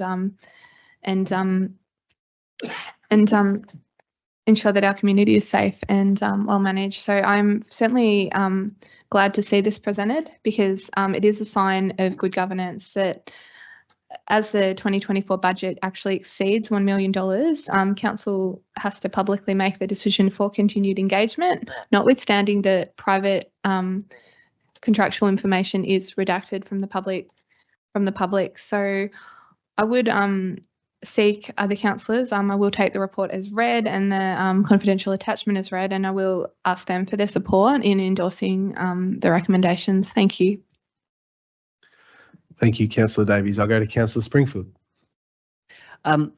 Thank you, Mayor. And look, I too am in support of basically the extension of these contracts that we established in 2022 for these services. The extension for another 2 years, as they've provided, from the tender process, the best value for money and service delivery. And I'm happy to see that commence. Thank you, Mayor. Thank you, Councillor Springfield. Are there any other councillors who would like to speak to this item? I see none. I'll go back to Councillor Davies. Thank you, Mayor. Just for full transparency, I will just refer to the financial implications as listed. That for the current financial year, council's budget currently allocates $2.5 million for the management of arboriculture works in contracts and $500,000 for emergency response. At present, it is forecasted $2.8 million this financial year, and I think, so this is a significant function that council, one of the many services that we provide, and it is very important that there is public scrutiny over the expenditure of something to this value, but I do support the recommendations. Thank you. Thank you, Councillor Davies. We'll now put item 7.4.1 up for a vote. All those in favour? Against? I declare that carried. Item 7.4.2, contract variation finance system. The officer's recommendation is to approve a contract variation of $44,355 per annum in increased fees indexed in line each year with CPI and a one-off implementation fee of no more than $26,200. Can I have a mover for this item, please? Councillor Jeff Springfield. Thank you. I'll move the item as officer's recommendation. Thank you. Do I have a seconder? Councillor Davies. Councillor Springfield. Thank you, Mayor. Council previously resolved to award a tender from Technology One Limited to supply and implement a new finance system at the council meeting held back in 2022 in March. The implementation concluded on the 2nd of July in 2023 after the system went live, with the desired benefits delivered to council as expected. But as the system becomes embedded into business as usual, it has become apparent that council requires further system enhancement to effectively manage and account for external grant funding, which will support the effective delivery of works and services to the community. And hence why we have this before us today is to debate and to consider the extension and the contract variation for that amount as listed. Thank you, Mayor. Thank you, Councillor Springfield. I'll go to your seconder, Councillor Davies. Excuse me. Thank you, Mayor, and thank you, Councillor Springfield. As a member on the Audit and Risk Committee, I am privy to have oversight of high level of financial and risk management compliance by the organisation and the corresponding external respect Cardinia has across the sector in this space. The grants management module will seamlessly integrate with the current finance systems and processes and ensure end-to-end grant lifecycle management. This will support council in managing oversight and risks for all grants, the grants that we give to the community, as well as the multitude of funding sources we receive. There is a redacted contract variation report pertaining to this report. It is removed from the public agenda because it does contain confidential information. And what it does show is that the cost of the grants module, this addition, is offset by the cost of a finance module, which will no longer be required, and the implementation costs for the consultants to assist with the organisation with the implementation are actually included in this figure. The council officers have sought to minimise the cost of the additional module by reviewing the current systems usage and the agreement with Technology One and negotiating, and that actually has resulted in some of the costs being offset. I believe it's a reflection on quality governance processes that this investment is being presented to council for endorsement at a public meeting. And councillors will note that an expenditure of $44,000 is well under the threshold of delegation, and we don't usually debate over expenses of this size. And it is presented as the original contract was approved by council, and the current delegation rules still require this as a formality because it is an extension of a previously awarded contract. In conclusion, I believe that all councillors are very proud of the significant external grant funding received during this council term alone, $200 million, and the 3 formal grant programs where this council provides funding directly to our community. But it's absolutely essential that this part of our service is managed to the same highest levels of financial compliance as current services are. This is not a spreadsheet on a desktop space, or on a desktop computer space. It's it needs to be managed with professionalism. So I do support Councillor Springfield in endorsement of the contract variation. Thank you. Thank you, Councillor Davies. Are there any other councillors to speak to this one? I see Councillor Ross. Thank you, Mayor. This is a really good report, and I do agree with the adjustments. As people will realise, seasons change, and some years we have greater growth than others and less growth in other years. So therefore, some seasons the sides of the roads grow exponentially really, really fast. And by cutting up our contracts so that we have different contracts within it, we basically find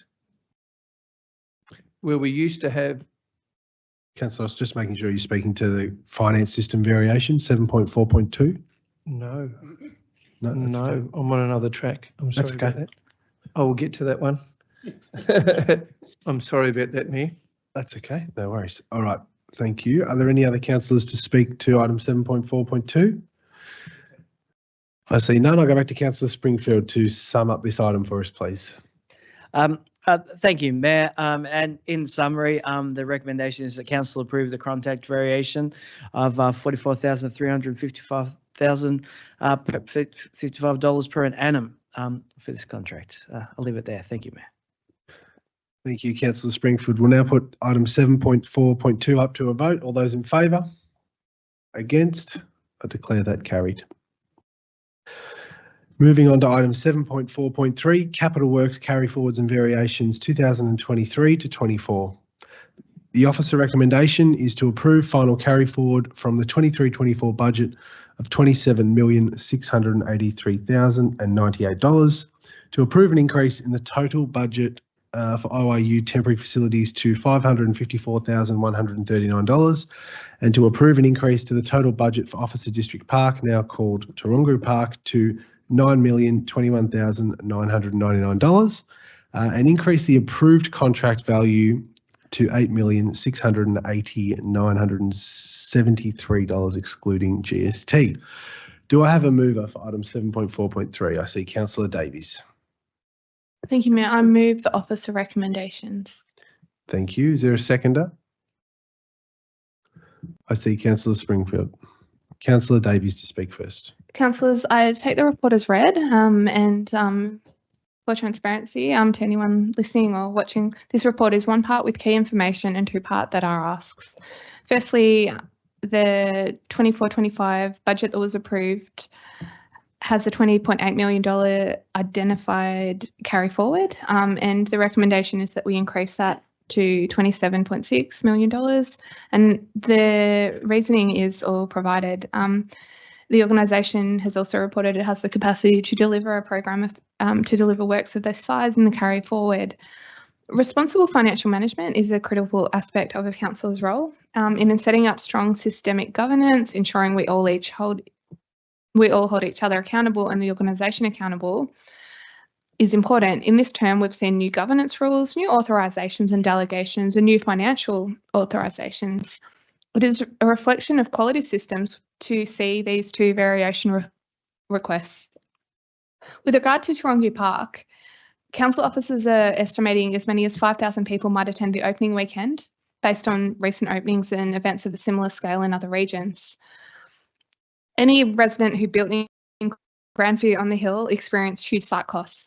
And whilst a variation is not ideal, we've got a lot of people coming and the community does know that it's not unreasonable that this has happened. And if that variation wasn't supported, the officers have reported the park would be opened without the toilet block. And with visitor numbers of this amount, it's really not acceptable or responsible to do that under the open space policy. And so this is a necessary expense. With regard to IYU, during the development of the 24-25 budget, it was identified that the future works would be delayed and council at that time supported that unspent funding would be redirected into the installation of temporary facilities and the tenders come in a slightly higher cost than estimated and it's recommended that council increases the total project budget for the installation of temporary facilities. We can't leave IYU as is. Devastatingly, Pakenham Little Athletic Storage Shed was robbed and it prevented their opening day and their key fundraiser.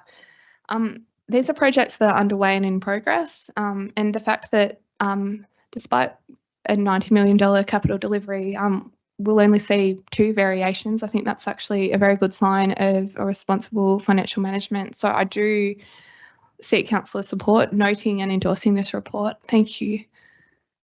Thank you, Councillor Davies. I'll go to your seconder, Councillor Jeff Spring. Thank you, Mayor. I have nothing further to add. Thank you, Councillor Springfield. Councillor Colin Ross. Thank you, Mayor. I believe I'm on track now. Got too excited about the other thing I was going to talk about. I must say I support what Councillor Davies has said on this one.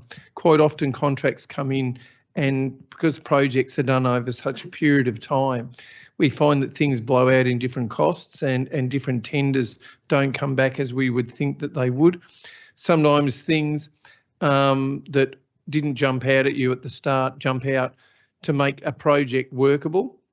In this case, to finish off the reserves so it could be used by primary schools and different groups, you need some pavilions and there was going to be temporary pavilions put in there.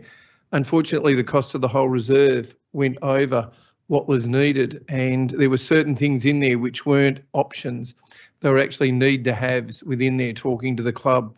So therefore, it was seen that there was meant to be a roundabout put on that road.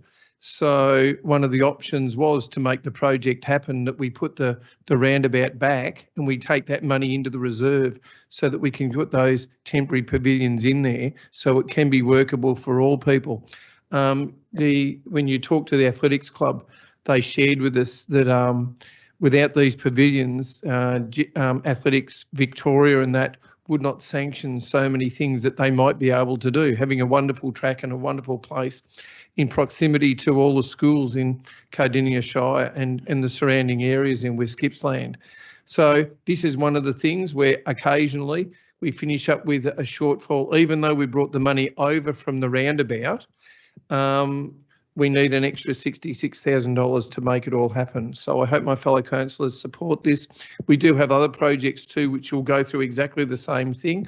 But when there's already been that many millions of dollars spent on a project, another $66,000 to make it totally workable is going to be an investment in the future. So I hope my fellow councillors support this. Thank you, Mayor. Thank you, Councillor Ross. Are there any other councillors to speak to this item? I see none. I'll go back to Councillor Davies to sum up. Thank you, Mayor. I move we support as listed the Officer Rex. Thank you. Thank you. We'll now put item 7.4.3 up for a vote. All those in favour? Against? I declare that carried. Item 7.4.4, Contract Pavement Renewal Works 2024 to 25. The officer recommendation is to award the tender submitted by Downer EDI Works Proprietary Limited to undertake the pavement renewal works on 7 Mile Road in Narnagoon, Bunyip Medalla Road in Bunyip, Officer Road in Officer and Dulmore Road in Cardinia for the contract sum of $2,025,675.37 excluding GST. Can I have a mover for this item? Councillor Kay Cameron. I wish to move the officer's recommendation. Thank you, Councillor Cameron. Is there a seconder? Councillor Carol Ryan. Councillor Cameron to speak first. Thank you, Mayor. 4 roads were identified as high priority for treatment under Council's asset management systems, and through discussions with Council's road maintenance team, they are amongst the highest maintenance costs for the Shire. These 4 roads included in the tender documents associated with RFT 000049. The tenders were advertised on the 6th of July 2024 and closed on the 30th of July 2024, and a total of 10 tenders were received. The tenderers were checked against a range of weighted and non-weighted selection criteria to ensure the viability of the tender submission. These criteria include pricing and value for money, OH&S, risk and insurance compliance with the specifications, required pre-qualification with Vic Roads, financial viability, environmental commitment, capability and capacity, relevant experience and past performance of the tenderer. Quality system and project plan. The tender advertised contains separate schedules. To provide best value for money for all the 4 roads, that being 7 Mile Road, Narnagoon, Bunyip Medalla Road, Bunyip, Officer Road, Officer and Dulmore Road, Cardinia. Thank you, Councillor Cameron. I'll go to Councillor Carol Ryan. I'll reserve my right at the moment. Thank you. Thank you, Councillor. Is there any other speakers to this item? I see none. I'll go back to Councillor Ryan to check in. I've got nothing to add to this. Thank you, Mayor. Thank you. That's fine. And I'll ask our mover, Councillor Cameron, to sum up. Thank you, Mayor. In conclusion, it's recommended that the tenderer submitted by Downer EDI Proprietary Limited for the 4 roads mentioned be accepted in the sum of $2,025,675.37 be accepted for contract RFT 000049 Pavement Renewal Works 2024-25. Thank you, Councillor Cameron. We'll now put item 7.4.4 up for a vote. All those in favour? Against? I declare that carried. Moving on to item 7.4.5, another tender, Worrell Skate Park and Youth Plaza Stage 1. The recommendation is to award the contract to LJM Constructions for the final tender price, including provisional sums of $1,061,593.85, excluding GST, and to approve the use of project contingency budget as outlined in the confidential attachment for the delivery of the contract. Can I have a mover, please? I see Councillor Springfield. I'd like to move the officer's recommendation. Thank you. Is there a seconder for this item? Councillor Ross. Councillor Springfield, please. Thank you, ma'am. And it's great to see this project come to tender before us at this meeting tonight. It's a wonderful project. Really looking forward to seeing this get off the ground and be built in the Emerald Township there. Back in July in 2022, the then Deputy Premier announced a $1 million funding commitment for the delivery of a skate park and youth plaza, which was a component outlined within the Worrell Reserve Master Plan. And this came about in the middle of in the middle of us going through the pandemic, the restrictions, and a huge community effort to advocate for something more for our youth to participate at this time. If we remember back then, and we don't like to reflect too much, even though it was not long ago, but we had our restrictions and our limitations of where we could travel, from our home location, and there was a dedicated group, in particular in Emerald, that really led this advocacy out there to say, we need more for our youth within our area, and it got the attention of the state government. So I really thank the groups for getting out there and advocating for this, but for the state government in recognising the importance of delivering a project such like this that we had previously identified in the Worrell Reserve Master Plan. So this is going to be really complement some of the other parks and activities we have down there, but we don't have a skate park and element. It's going to have ball court sort of implementations as well. There's going to be barbecue areas. There's an active sort of community space, not just it's dedicated, one-off skate park just for skate users, but a multi-use sort of zone. The plans look great. This is just stage one of this youth plaza type area. So really look forward to this getting off the ground, like I said, and being built. And I believe it's planned to be completed by the end of the year. So really exciting. Thank you, Mayor. Thank you, Councillor Springfield. Councillor Colin Ross. Thank you, Mayor. When I first got on council, I can remember Councillor Ed Chapman used to complain about spending $60,000 on a skate and BMX park in BP Ronald Reserve. $60,000, he said, outrageous. How do you spend that much money for skateboarders and BMX riders? Well, I can tell you, anyone who watched the Olympics just lately will have seen, and it was women in sport who championed this. We won 2 gold medals, one in the BMX and one in the skateboard. And it was amazing. That will inspire so many young people out there to go and have a go on their skateboard or their bike. And the fact that councils now see it as part of their playground projects to put these things in reserves is really, really good. A lot of people think traditional sports, but these are the sports of the young people of today. They love skateboards, they love BMXing, and anyone who doesn't believe me, go down to a skate park some days and you'll see parents down there, kids down there, they've got scooters, they've got bikes, they've got everything down there. And council's youth team, actually when the show's on, actually have prizes that they put out for people to go in competitions down there. Anybody can enter, and it's just wonderful to see that we're putting things out there. And you can just see the benefit in coming. I mean, there'll be a lot of people out there who didn't think you can make anything of it. And I particularly reckon probably parents who didn't think, what are you doing down there wasting your time doing this? A young 14-year-old won the gold medal at the Olympics in skateboarding, and she was absolutely amazing. And if you have a look at the other girl who'd had so many knee reconstructions and the whole lot of it, but she kept persevering and she won gold in the BMX bikes. These sort of areas where they can go out and have a go is just wonderful. I see it in gymnastics as well with young girls. They start off and then they have a dream and they just want to get as good as they can be. And this is something that can be a lifetime thing too. If you've got a little skate park down in your area, it might just start you off. You might go down there with your scooter and have a bit of a go up and down, and mum and dad can sit there and watch. Safety is really important too, but I must say we're getting better at this and we're putting them everywhere. So I just support this. I think it's wonderful. I think we're being really creative. We're looking outside the box and trying to make sure that the recreational activities for all young people can be so varied that they'll find something that floats their boat. I support this. Thank you. Thank you, Councillor Ross. Councillor Carol Ryan.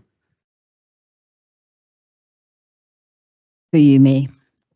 This is a great project, again, for our youth, and using their talents, using their abilities and getting out there and having a go.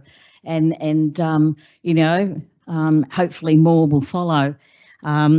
I must say that skateboards were around a lot longer than they are today. They were probably back, as Councillor Moore can probably relate to that. There were skateboards when we were teenagers, and there were go-karts and the small thin scooters. So we had our moments in not to the technique that they are now, but they were around when we were a lot younger in our teenage years. So I wasn't very good. I kept falling off, so I never tried it again. So, but it's great to see the techniques. It's great to see that it's recognised in the Olympics. It encourages. This will encourage a lot more youth to be involved up in your area, because you are so far away from this area within the activity centre within Pakenham, Officer, Beaconsfield.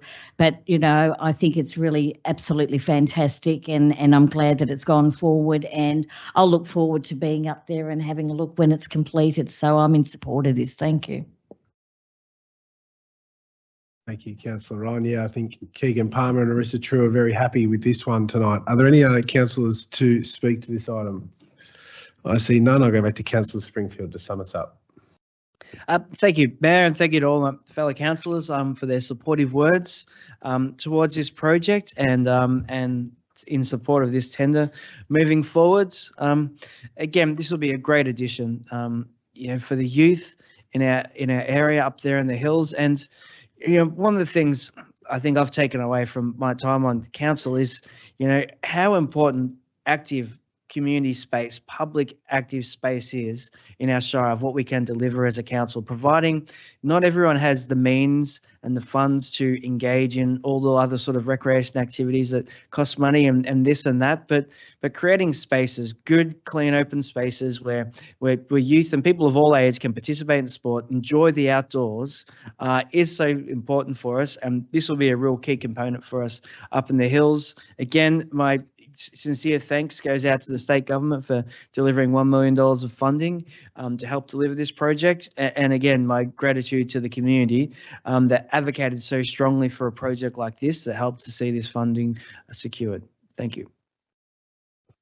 Thank you, Councillor Springfield. We'll now put item 7.4.5 up for a vote. All those in favour? Against? I declare that carried. Item 7.4.6, Seasonal Roadside Slashing Contract 2024 to 27. The officer's recommendation is to accept the tenders submitted by Skyline Landscape Services Vic Proprietary Limited and Munns Parks and Gardens for the prices listed to provide seasonal roadside slashing services with two options for extension at up to 3 years each, and to approve a sum of $60,000 for the first year of services to cover contingencies. Do I have a mover for this item? Councillor Cameron. I wish to move the officer's recommendation. Thank you. Is there a seconder? Councillor Moore. Councillor Cameron to speak first. Thank you. In 2020, Council entered an open space maintenance contract with Citywide, which expired in March 2024. The contract was redesigned and a decision was made to award separate contracts to manage different portions of the service. The report I take as all my fellow councillors have read relates to the tender process undertaken to select the preferred suppliers of the service, and which will in turn provide and operate machinery to ensure adequate servicing of the roadsides ahead during the fire danger. The contract involves roadside grass slashing along various roads within Cardinia Shire, and to implement traffic management in relation to that slashing. The specifications within the contract have not significantly varied from previous years, and the two submissions that were conforming to the requirements were received from Skyline Landscape Services, Vic Proprietary Limited and Munns Parks and Gardens. Thank you. Thank you, Councillor Cameron. Councillor Moore. Thank you, Mayor, and thank you, Councillor Cameron, for withdrawing this item. This roadside slashing is always on the lips of our residents who live particularly in the Ranges area, the Bunyip Ward area, and also the Western Port area of our Shire mainly, where the unmade roads are there, and the sides of the roads are quite long, and particularly seasonal, as I said, seasonal roadside slashing is very important for this time of year as we get towards the summer period, and of course the fire danger period, which we've seen before. So that's why it's very important to have this slashing it for the next 3 years is the contract. So it's great to see there's two companies, Skyline Landscape Services and of course Munns Parks and Gardens are sharing this contract. Instead of having with one contractor, having two contractors. It's been noted, I think, from us councillors, we've seen the efficiency of having two contractors doing this job when the job was done by one previously has certainly improved the slashing on the sides of the roads. And I think it will be it's a great. I think it's a great thing to have this contract split like this for the future. So I think hopefully as we come up to the summer season and we get some of the trees removed off the road so they can slash the sides of the road, which would be fantastic as well as, and we can move on and have a safer summer season in the future. But I certainly seconded this item because I think it's very important to our community to have this and have this service. Thank you, Mayor. Thank you, Councillor Moore. Are there any other councillors who would like to speak to this item? I see Councillor Ross. Thank you, Mayor. I'll take on from where I left off earlier. It's really interesting when they divided up the sections of this contract from an open space recreation maintenance open space contract from citywide. We finish up with different zones for roadside slashing. And some of these zones have got 11 kilometres, 40 kilometres, 120, 90, 80, 280, 165 kilometres. That's how big the sections of the contract are for these people to do roadside slashing. I'm not going to talk about the areas on the sides of the Vic Roads area for slashing, but I think their budget is nowhere near enough. But we can control what we can control on council. And I think it's excellent in these areas that we actually take control of these contracts and divide it up, because not every contractor has the skill set to be everything to all areas. So therefore, when you divide it up, you get the people who tender for these projects that can do it with their equipment and they can do it really well. And we can actually break it down and see what they do and audit it much better. I think this is a really good thing that we've done here. Some seasons, things grow a whole lot faster than others. We have growing seasons. We have other areas where there's a bit of drought and things just don't grow as much. And with variations to their contracts, it gives them an ability and us an ability to actually get them to do more work in some areas where it seems to grow more. And people will see that when they drive around. Some years, it just looks horrendous. They slash it and within no time, it's grown again. So we have an ability as a council to get our contractors to go back and have another go. But if it isn't growing that much, we don't have to expand their contracts. So therefore, we can leave it at the minimum that it is. I see this as a really good variation. I can see that we're getting better results, and I look forward to seeing this part of the contract get developed further and further and get the improvements that we have seen, I know, in Central Ward and around Pakenham with our open space areas. Thank you, Mayor. Thank you, Councillor Ross. Are there any other speakers? I see none. I'll go back to Councillor Cameron to sum up, please. Thank you, and thank you to Councillor Ross and Councillor Moore. And in agreement with Councillor Moore in relation to the debris that lies on the roadsides, if we could get that cleaned up, because that in itself is food for fire. The recommended tenderer's price is within budget and within the expected tender range. The total cost for the delivery of this contract is in the realm of $480,000 excluding GST, which is about $40,000 less than the cost for the service last financial year through the previous contractor. These savings and other allocated funds will be used to deliver additional grass mowing and open space and roadside maintenance works, including the upkeep of defined trails, fire breaks and fire trails.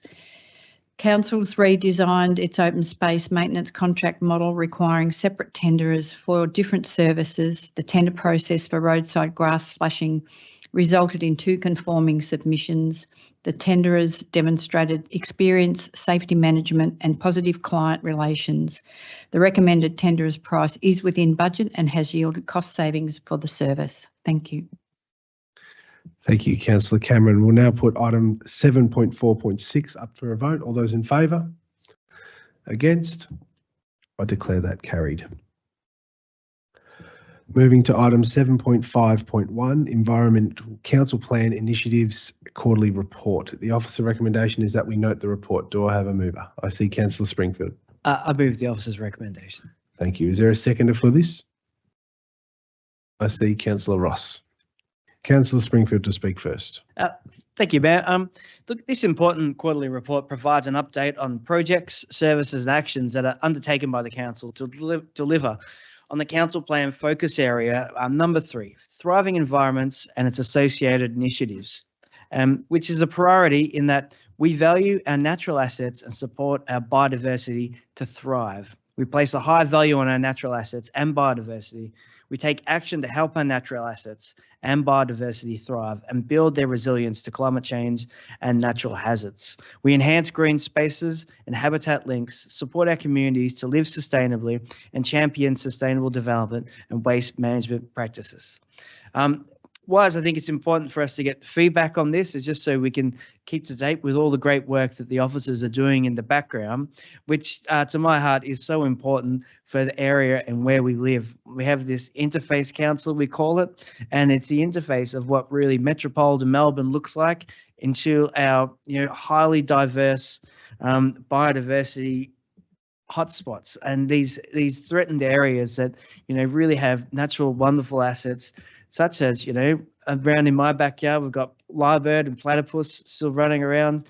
And I go down south, we've got the bandicoot. I do wish we had a couple of bandicoots. I'd be happy to trade a couple of wombats from my backyard for bandicoots any day. But anyway, no native animal trading happening today. We're just talking about the wonderful projects and highlighting this. But it is so important that we focus on these and these types of initiatives and work. If you look at the projects, and I might look at a couple in conclusion, but work with community to deliver these, because I like to say this to people: council can't work in isolation on many of the aspects that fall under our governance in this. If we're working in isolation, it's not going to be efficient.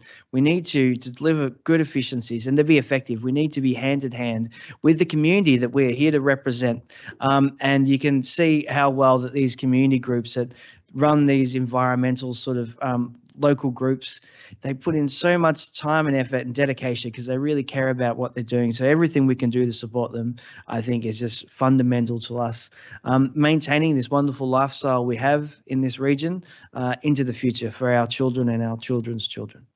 Thank you, Mayor. Thank you, Councillor Springfield, for your comments. And I note that you and I attended Friends of the Emerald Lake Park certificate of appreciation ceremony the other day, and it's just amazing to think how many volunteers this council is lucky to have. And I think we said it when we were talking to our volunteers there on the day. We have a 1,280 square kilometre backyard, and council certainly can't look after it alone in isolation. But I do want to thank our staff who work so well with our volunteers and support them in that space. So thank you for your comments. Are there any other councillors to speak? Sorry, Councillor Ross is the seconder. Sorry, Councillor Ross. Thank you, Mayor. We are custodians of for the future generations of the environment and the land that we're on. So therefore, it is our responsibility to protect it and look after it the best we can. I believe our council do an excellent job here doing it. Anyone who wants to look through all the different projects that are happening there, and that will show you all from weed control all the way down through the different projects that Councillor Springfield shared. The only thing I can't see is his feral cat eradication project in there somewhere, which I'm hoping he'll see one day, because that's the very first thing he ever moved. He liked on council. He brought that up. He said, we need to get rid of them to protect our native animals. Anyway, there's wonderful projects in there, and one day it might come. Thank you. Thank you, Councillor Ross. Are there any other speakers to this item? I see none. I'll go back to Councillor Springfield to sum up, please. Thank you, Mayor, and thank you to Councillor Ross, who did remind me of that, of those statements back in 2016 of the issue, the unnoticed issue of feral cats, which really are devastating for our natural critters out there. I do have a plan. I don't know if council can do it, but it involves automated drones and cyanide darts have fallen down and tracking systems, but it would be good to see something like that. But some of the issues we are helping to face here. I'm going to make mention of a couple of projects in here.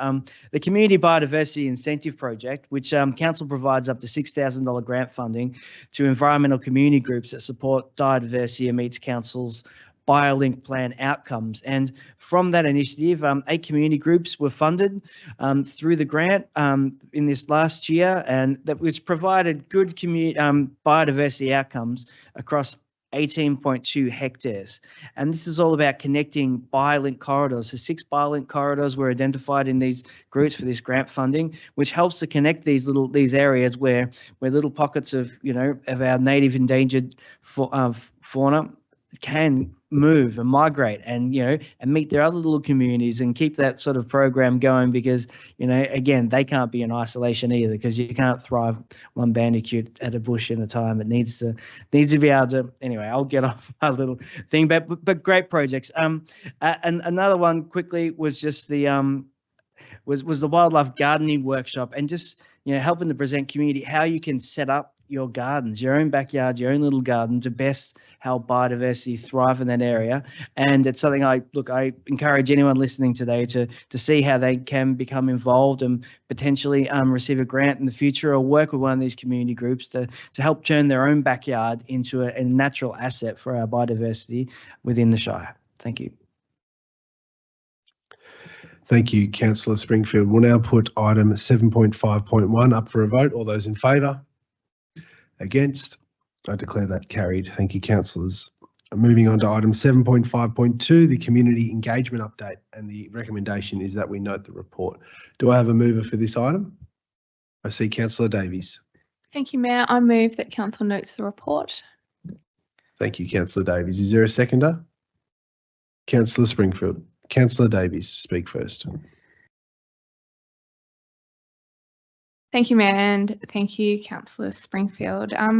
So the community engagement update is a regular report, and it refers to the variety of methods that may be undertaken by the organisation to connect with our community. And we do discuss this every month, and I think there is a joint, united understanding that consultation to inform versus consultation to empower is a very different thing, and this is something that the council can evolve and can do better in the future. So, but what I can report is what is listed, which refers to engagement relating to the Neighbourhood House Service in Emerald, the Greenland Court Reserve in Garfield with upgrading the playground.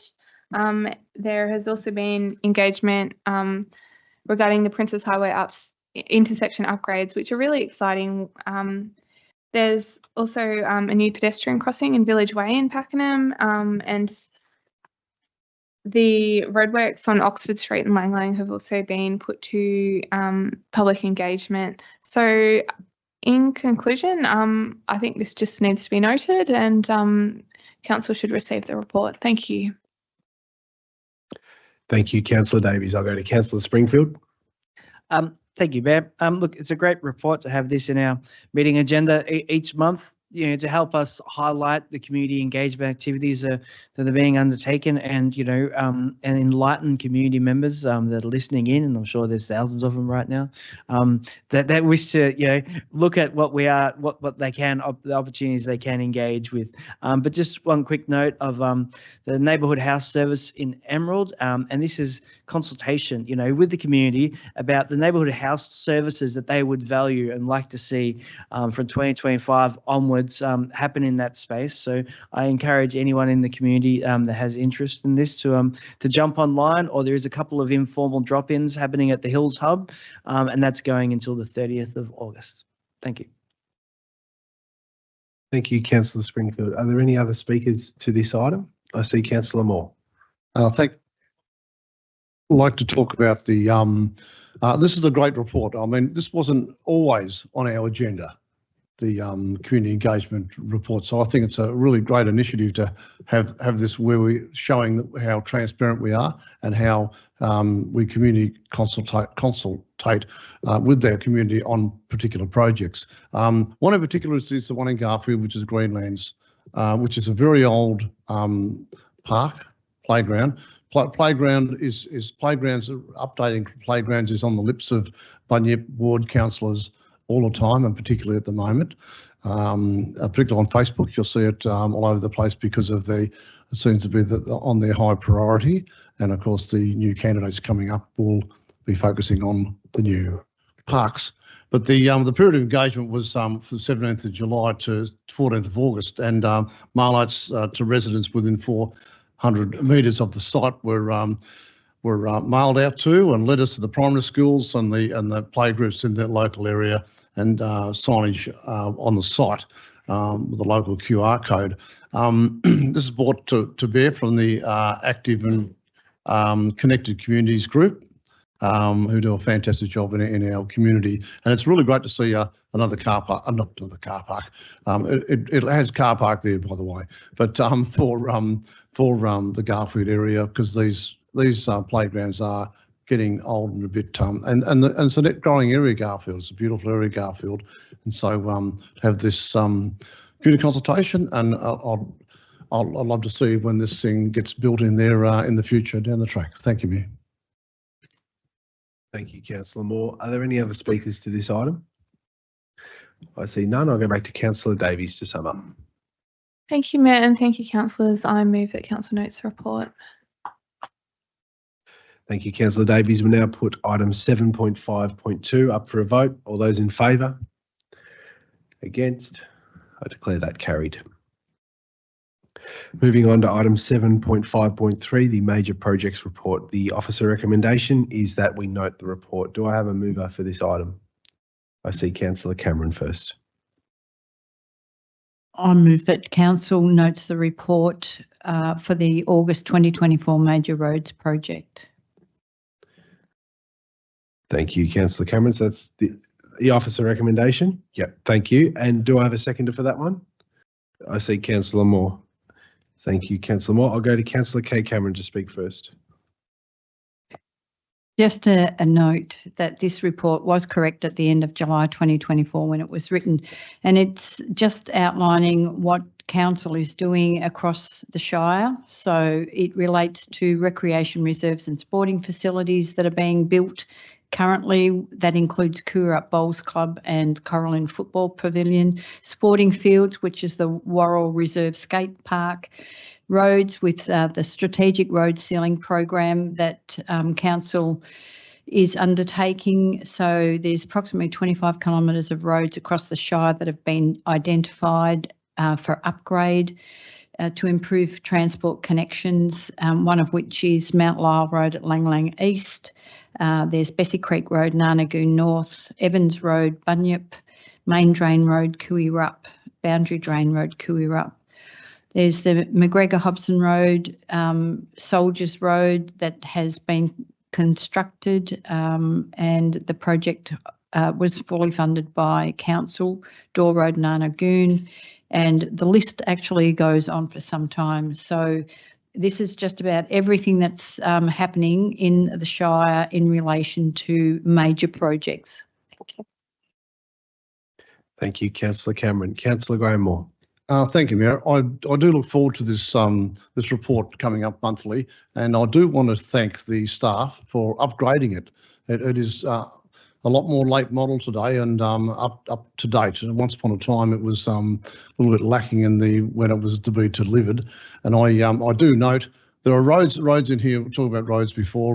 Councillor Cameron mentioned that the Bissicrook Road, Evans Road, and Thulis Road, and are still subject to budget allocation, even though they're in the system and they're in the budget, but it's just a matter of they're sitting there waiting for a budget allocation to see where the commencement of the design and environmental investigation are continuing with these projects to bring them up to shovel ready, but they are still waiting on they've got budgetary restraints. But it's really great to have this is a progress report of right across our Shire of projects that are happening at the moment, have happened, and are to happen in the future. So it's that's a really good report. I've got no hesitation to second this and recommend this to move forward. Thank you, Mayor.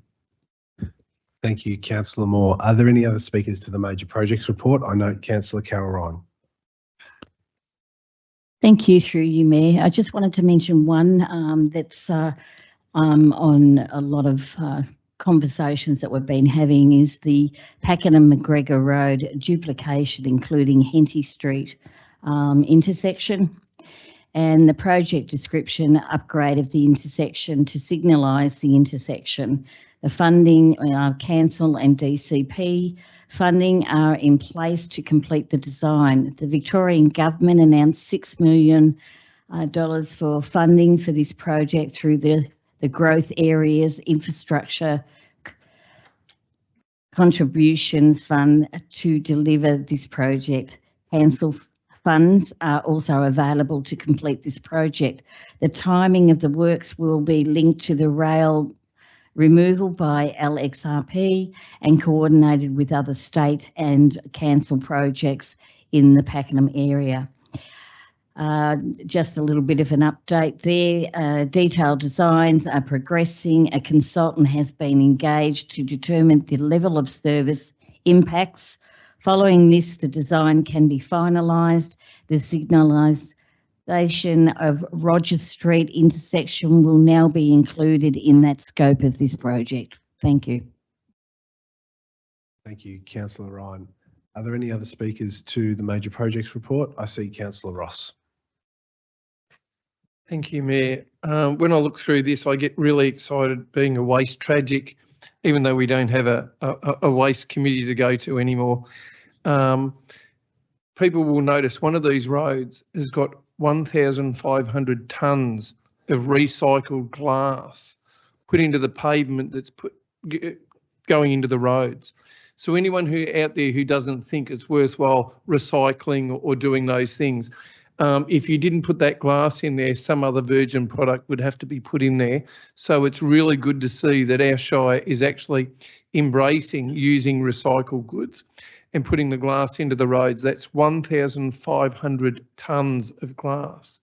Anyway, I just think I get excited about that, seeing us reusing some things that people go to the trouble of spending their time to divide in their bins.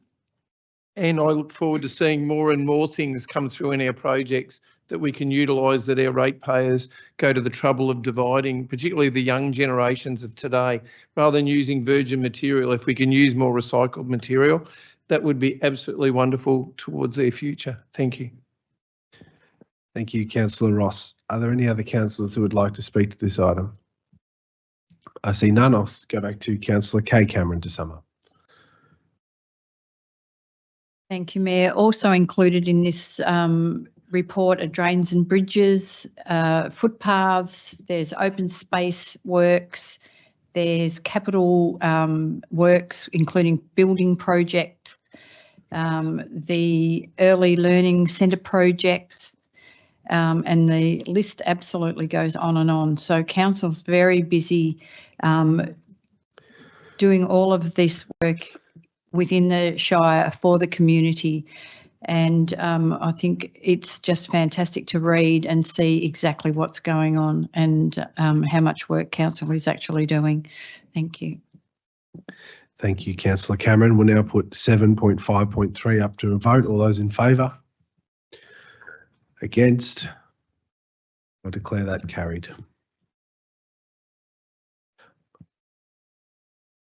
Uh, 7.5.4 Performance and Growth Reports, Q4 23-24. The officer recommendation is that we note the report. Do I have a mover for this item? I see Councillor Davies. Thank you, Mayor. I confirm I move the officer recommendations to receive and note the report. Thank you. Do I have a seconder for this item? Councillor Ross as the seconder. Councillor Davies to speak first. Thank you, Mayor, and thank you, Councillor Ross. I know it's been a long night, and this is very important reporting, and I do want to give it the respect it deserves. It does refer to Q4 23-24, and whilst that was a little while ago now, it is also very relevant that we do consider performance, the council plan initiatives and the progress, the corresponding report of any off-track projects, the growth report and the gender equality action plan report. And I would probably just speak to the final attachment, which is the Q4 Gender Equality Action Plan report. It's really interesting to read the key focus areas achieved by the council during that quarter, addressing unconscious bias, preventing sexual harassment with contact officer training and respectful workplace behaviours refresher training, remuneration benchmarking to address potential gender pay gap instances, and utilising business intelligence and data gaps to access our people and culture report, which actually looks into employee breakdowns and the financial year turnover regarding gender. So most significantly, Cardinia Shire Council's progress report was submitted to the Commission for Gender Equality in the Public Sector in February 2024, and the report is still under review, and Council is waiting to be notified of the compliance status in the coming months. So gender equality champions have also been trained and have been active in communicating these requirements across their team. So I think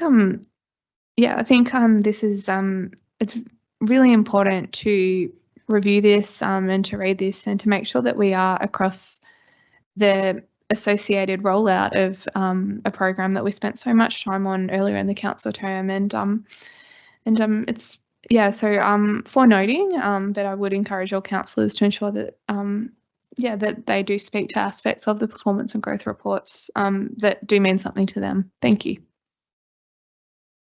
Thank you, Councillor Davies. I'll go to your seconder, Councillor Ross. Reserve my right. Thank you, Mayor. Thank you. Are there any other speakers for this item? No? I'll check back in with you. Nothing further, thanks, Mayor. Thank you. I'll go back to Councillor Davies to sum up, please. Thank you, Mayor. I suggest we receive and note. Thank you. Thank you. We'll now put item 7.5.4 up for a vote. All those in favour? Against? I declare that carried. Thank you. That concludes discussion of the agenda items, councillors. I'd now like to just take the meeting into a short recess to reconvene at 9:20. Thank you. Pause the live feed.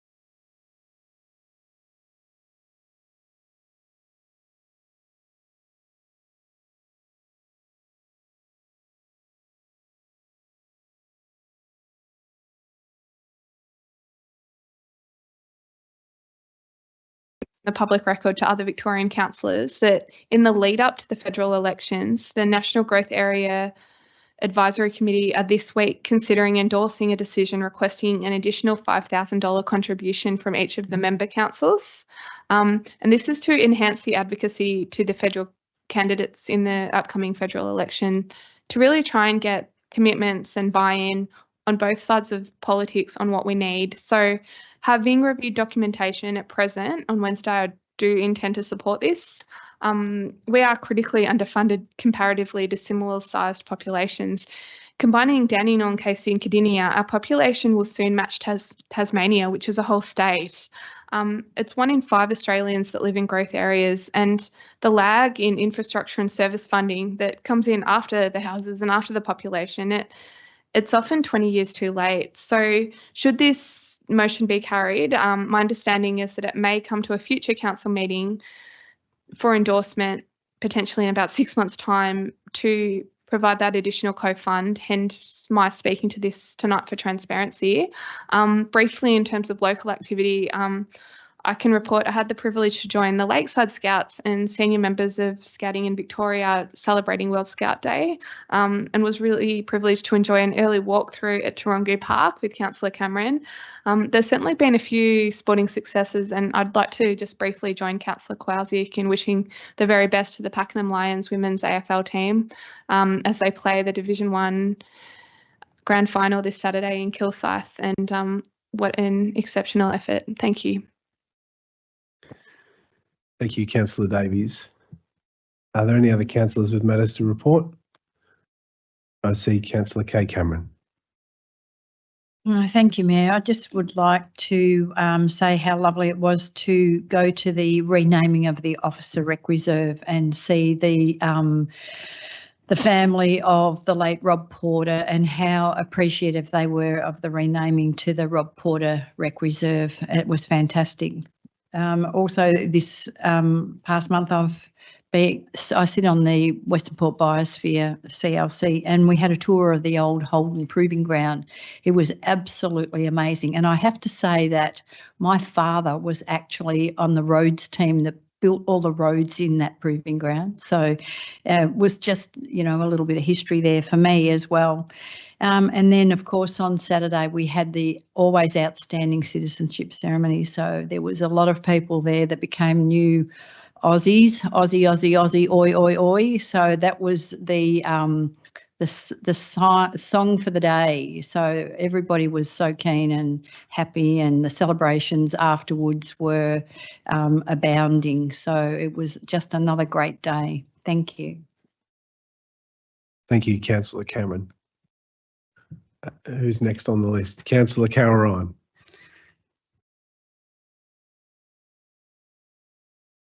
Thank you, through you, Mayor. Just a couple of things that Cardinia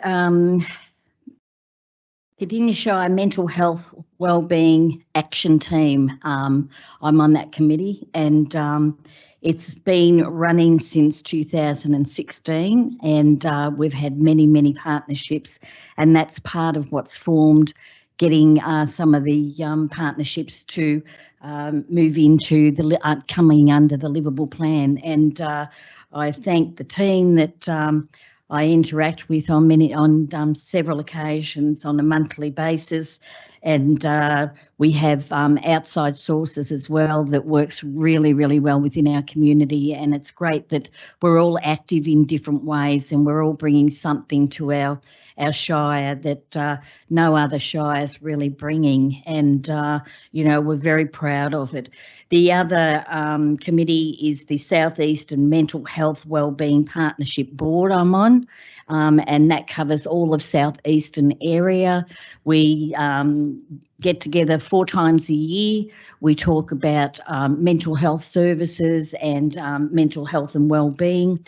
And so this time what we decided to do, they wanted to come in reference to where I work with the horses, and they wanted to see what I was doing with the horses as an equine psychologist. And they were quite intrigued by how the horses interact, and some of the horses were actually picking up on them. And, they were just quite amazed that that this sort of therapy is new, but it's working really, really well in and around the world. And I think that bringing this down to eventually bringing it down to Pakenham and working really hard. It's just a matter of finding a place and bringing the horses down and then working within the community. It's just important. So mental health and wellbeing is always important for everybody, and we never know when it's going to affect us and how stress affects us in many, many ways. And if we can improve that by having these new therapies that are working within services that are affordable, then I'm all for advocating very strongly to get it down here in Cardinia Shire. Thank you, Councillor Ryan. Councillor Moore. Thank you, Mayor. I might have a job for you, Councillor Ryan. I've got this slow racehorse that needs talking to, so I might get you on board to come and give me a hand. I went to with Councillor Cameron, the CEO, myself, our planning staff went down to Lang Lang to the Lang Lang Showgrounds to talk about the Lang Lang bypass, and I represented the Mayor for the day. That's why I'm speaking on this. Sorry, Councillor Cameron. And we had the ministers there from state government and some of their staff were there talking about the bypass, which is very important to that Lang Lang area. I mean, it's been going on for many, many years, and this was a bit of information gathering. They're going to have another report called Shire, which is a report coming back in to look at what they're going to do with this bypass. So it was really great to have a great representation from the Cardinia Shire.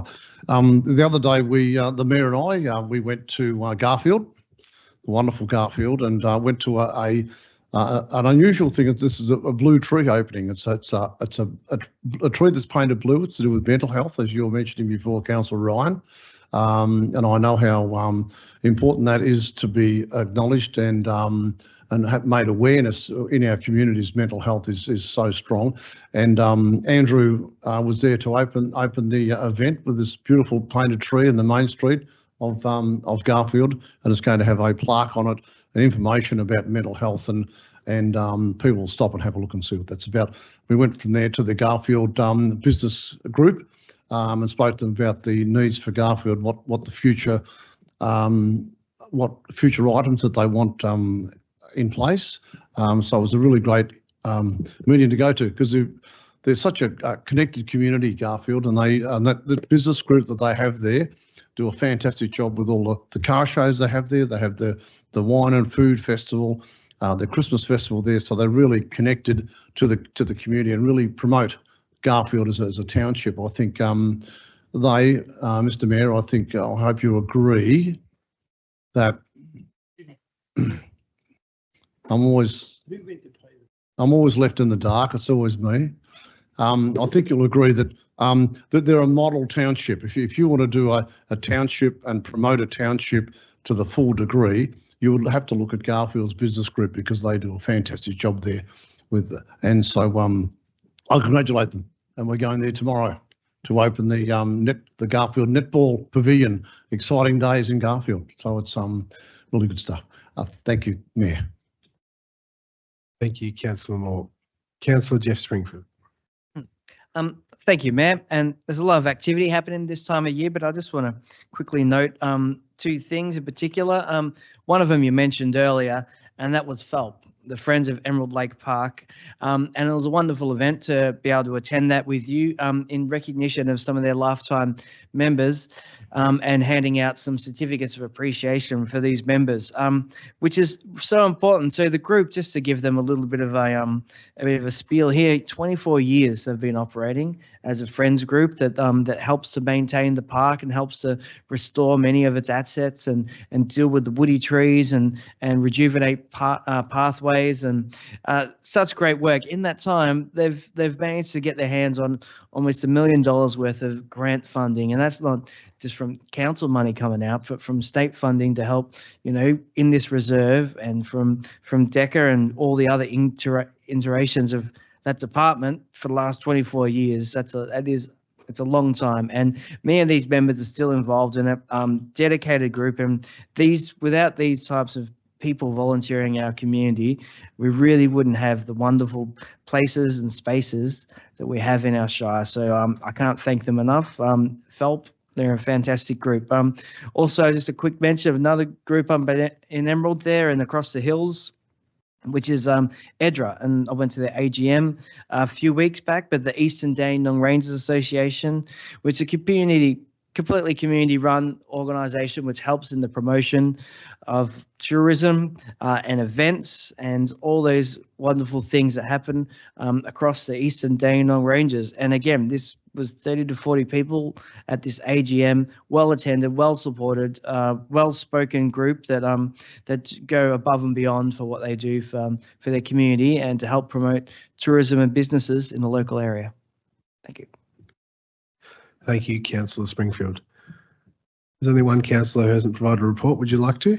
Councillor Ross. I certainly would, thank you, Mayor.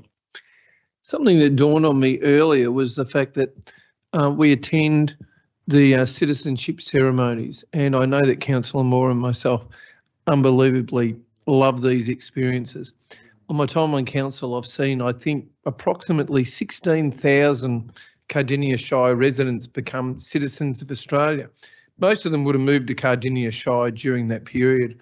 So out of the 63,000 people who moved here into Cardinia Shire, we're probably seeing 16,000 nearly. Some of them would be people who've lived here a long time, become residents. So anyone who thinks that the people who move in here don't have an effect on our Shire, and we need to embrace them and welcome them and make them feel part of this place, I should come along to a citizenship ceremony. It's one of the most exciting things for people's lives. They're changing, well, they're not changing their alliance, they're embracing our new alliance here in Cardinia Shire. I think we do it really well. I think we make people feel really welcome. I know they enjoy the experience. And I must say, as a councillor, it's one of the very, very favourite things that I enjoy going to as citizenships, to see people embrace Cardinia Shire as their new home and as an Australian at the same time. Anyway, that's all I wanted to share. It's a great experience and we just love going there. Thank you. Thank you, Councillor Ross, and thank you to all councillors for sharing your reports this month. Move on to presentations of petitions. Are there any petitions tonight, councillors, to be presented or to be tabled? No, I see there's none. We'll move into notices of motion. Agenda item number 10. So we'll start with notice of motion 1103. I've submitted this nom for the consideration of the council. The motion reads that council resolve to include the following in the planned scope of future works, business case or design, so that any advocacy and subsequent funding for expanding the Cardinia Life facility must also include a plan to undertake a full re-roof of all existing structures that will be retained. Is there a mover for this notice of motion? I see Councillor Davies. Thank you, Mayor. I move as listed. Thank you. Thank you. Is there a seconder for this notice of motion? I see Councillor Springfield. Thank you. Councillor Davies to speak first. Thank you, Mayor, and thank you, Councillor Springfield.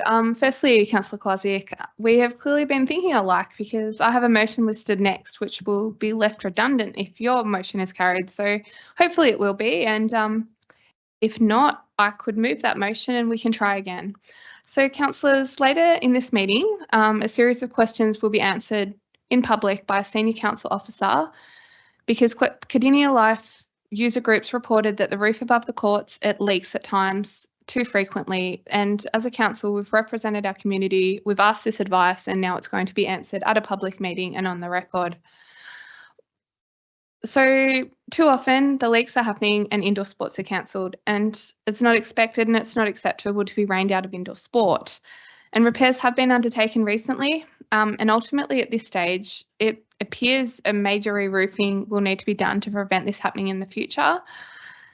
Notwithstanding that the council officers will respond to specific questions about the roof and the leaks and the repairs later this meetings, I have been privy to the proposed answers, which do loosely indicate that repairs are in progress and detailed information will be available to the future council in December about the roof, the leaks and what can and can't be done. I do think it is timely that we seek to move a resolution as elected representatives and seek commitment because our community deserves the reassurance that this is going to stop happening. I will also raise that we've endorsed, reserved in Council's forward budget from 2027, 30% of the budget of the full redevelopment of Cardinia Life. And this is a credit to effective governance, financial responsibility and project management. As a council, we have commenced high-level advocacy to the state and the feds at trying to get co-funding, because a $30 million spend by a council, it's not achievable. I know that Councillor Kowalczyk spoke in detail with the Honourable Catherine King MP, the Federal Minister for Infrastructure, also the Honourable Carol Brown and Honourable Emma McBride MP this year. They know about Cardinia Life and they know what we're seeking. We're well under our way, and this advocacy this year has also been provided to a State Shadow Minister, Mr Sam Groth, who is the Shadow Minister for Tourism, Sport and Events. As a council, we can choose to provide the organisation a strategic direction to permanently fix the leaking roof within the scope of Cardinia Life's redevelopment. And I am asking your support in providing that direction, that the roof goes on the list. Was it on the list already? Sort of, but this motion will formalise it. And we'll keep working on securing the funding for the major upgrade of the facility. When I was in Canberra, I remember speaking to colleagues on the National Growth Advisory Committee, and I said, we've got a pool, the kids are packed in like sardines. How do I get the major funding needed to fix this? How do we get some more pools? The response is, yeah, we've all got a pool. But that's not how I do council, and it's not how we do council. It's not an acceptable answer. So we're going to find a way, and putting Cardinia Life up for investment, getting that buy-in, is going to be really, really hard. But we're getting closer. We can see this through, and we're not going to be a council that just gives up. So we need to add in a full re-roof, and our community will appreciate it. They deserve this. And I certainly recall many happy childhood memories being out and about, participating in community sport, and all children deserve these opportunities. So I do seek your support in including a full re-roofing within the scope as a direction. Thank you. Thank you, Councillor Davies. I'll go to your seconder, Councillor Jess Springfield. Thank you, Mayor, and thank you too for putting together this considered notice of motion, which is, I think I'm fair in summarising saying it's come off the back of, a lot of community feedback that we received recently. A few weeks ago, when there was a bit of a, big rain event, we had a big, I can't recall exactly, maybe 4 weeks ago, 3 weeks ago. But there was, and from that, there was a number of leaks coming through at Cardinia Life that prevented sport from continuing them with all the basketball courts. And obviously this is really upsetting for the parents and for the children to do this. So, I know council jumped straight into action and to try and address, the maintenance issues that were on hand. But as has been recognised, and as yourself as a plumber and a trade person for many years, recognising that it's the design, long-term design, that needs to be repaired, needs to be fixed, and needs to be redone to prevent these types of things happening, consistently in the future. So I think this is really considered, because even though, we do have this whole for the Cardinia Life redevelopment advocacy pack that's going to, and everything that's going to be new, if this does receive funding in the future and it does proceed, it's going to have new roofs on that. But the consideration is, what about the existing buildings? And this is what you've put here, is the consideration of all the existing buildings being re-roofed in that time, and it really makes sense. It's just a simple thing to add in there and to be considered so that the job does get done right in the future, and I fully support that. Thank you, Mayor. Thank you, Councillor Springfield. Are there any other speakers? Councillor Moore. Thank you, Mayor. My input into this is a problem with the re-roofing is going to take time. The funding is huge. There's a large amount of funding required to redesign the roof pitch. The design of the roof has got its issues, because there's a box gutter. There's a box gutter in this roof between the old original basketball stadium and the new double courts. So it's like a butterfly, and it's got a box gutter in between. I think we need to investigate and look into some temporary measures that we can put in place to maybe stop the box gutter from overflowing and running back into the roof space while we wait for funding to come in, because this is not good enough to have the the game stopped. I get that, and I can understand the frustration of particularly the younger families within the Cardinia Shire who use this. And you have to go to the stadium to understand how busy this stadium is. On a game day, it is just packed. You can't move in there. So to not have it on, I know that it goes all night. The actually night games, even the younger people have to play at night time to get in there. So the courts, we need more courts actually, and a re-roof. The redevelopment is big, but I think if we can investigate some way, we can do a temporary, maybe a temporary overflow measure, which may relieve and run the water onto the car park if need be, or something, just so it doesn't go into the park. If we can possibly do that, I'm not sure whether we can do that, staff, but I think if we can look at a measure that will just have a bit of a band-aid, or I hate band-aid issues on construction buildings, but this one I think needs something in the interim. It needs an interim measure to put into this roof if possible. Otherwise, I go with all this. Thank you for your notice of motion, Mayor. Well done, well written. But thank you. Thank you, Councillor Moore. Are there any other speakers to this item? I see none. I'll go back to the original mover, Councillor Davies. Thank you, Mayor, and thank you, councillors. I think we are all united that we probably all took some phone calls, and we're completely with the community that this is not ideal, and it's very unfortunate. Yeah, so for that reason, we can speak to this and can seek to provide this direction to prepare to add this into the scope. So that's what we're seeking support on. Thank you. Thank you, Councillor Davies. We'll now put notice of motion 1103 up for a vote. All those in favour? Against? I declare that carried. Thank you, councillors. Notice of motion 1104. Councillor Davies, would you like to move your motion, or would you like to withdraw it at your discretion? Thank you. On the basis of the success of your motion, my motion is redundant, which is a great outcome, and I'm very pleased to withdraw it. Thank you. Thank you, Councillor Davies. Can we note that, please? Thank you. Excuse me. Thank you, Councillor Davies. We'll move on to notice of motion 1105. Councillor Springfield, can you move your motion, please? Thank you, Mayor. I move that Council 1 undertakes a review of its maintenance strategy for the unsealed road and associated drainage network and presents a report to Council on this within 6 months.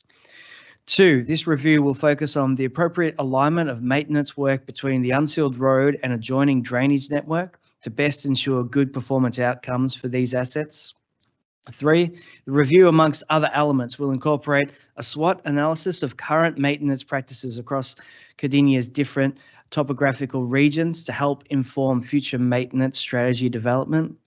4, the review, amongst other elements, will also focus on the performance and maintenance of both private and public driveway crossover culverts and how these can impact the adjoining road network. 5, the review will also provide consideration towards Council's current resource allocation for the unsealed roads and drainage maintenance program and what future resource allocations may be required to improve the ongoing performance of these assets. And 6, this review and subsequent report will be used to help inform future development of the maintenance strategy for Cardinia's unsealed road and drainage network. Thank you, Councillor Springfield. Does that notice of motion have a seconder? I see Councillor Kay Cameron. Councillor Jeff Springfield to speak, please. Thank you, Mayor. And look, why I bring this notice of motion to us today, it's, again, I sit here at the end of, the second term of council, and this still continues. This still continues to be one of the biggest complaints, sort of, focus points is our unsealed roads and drainage network, but more so, I think, the unsealed roads that we drive on.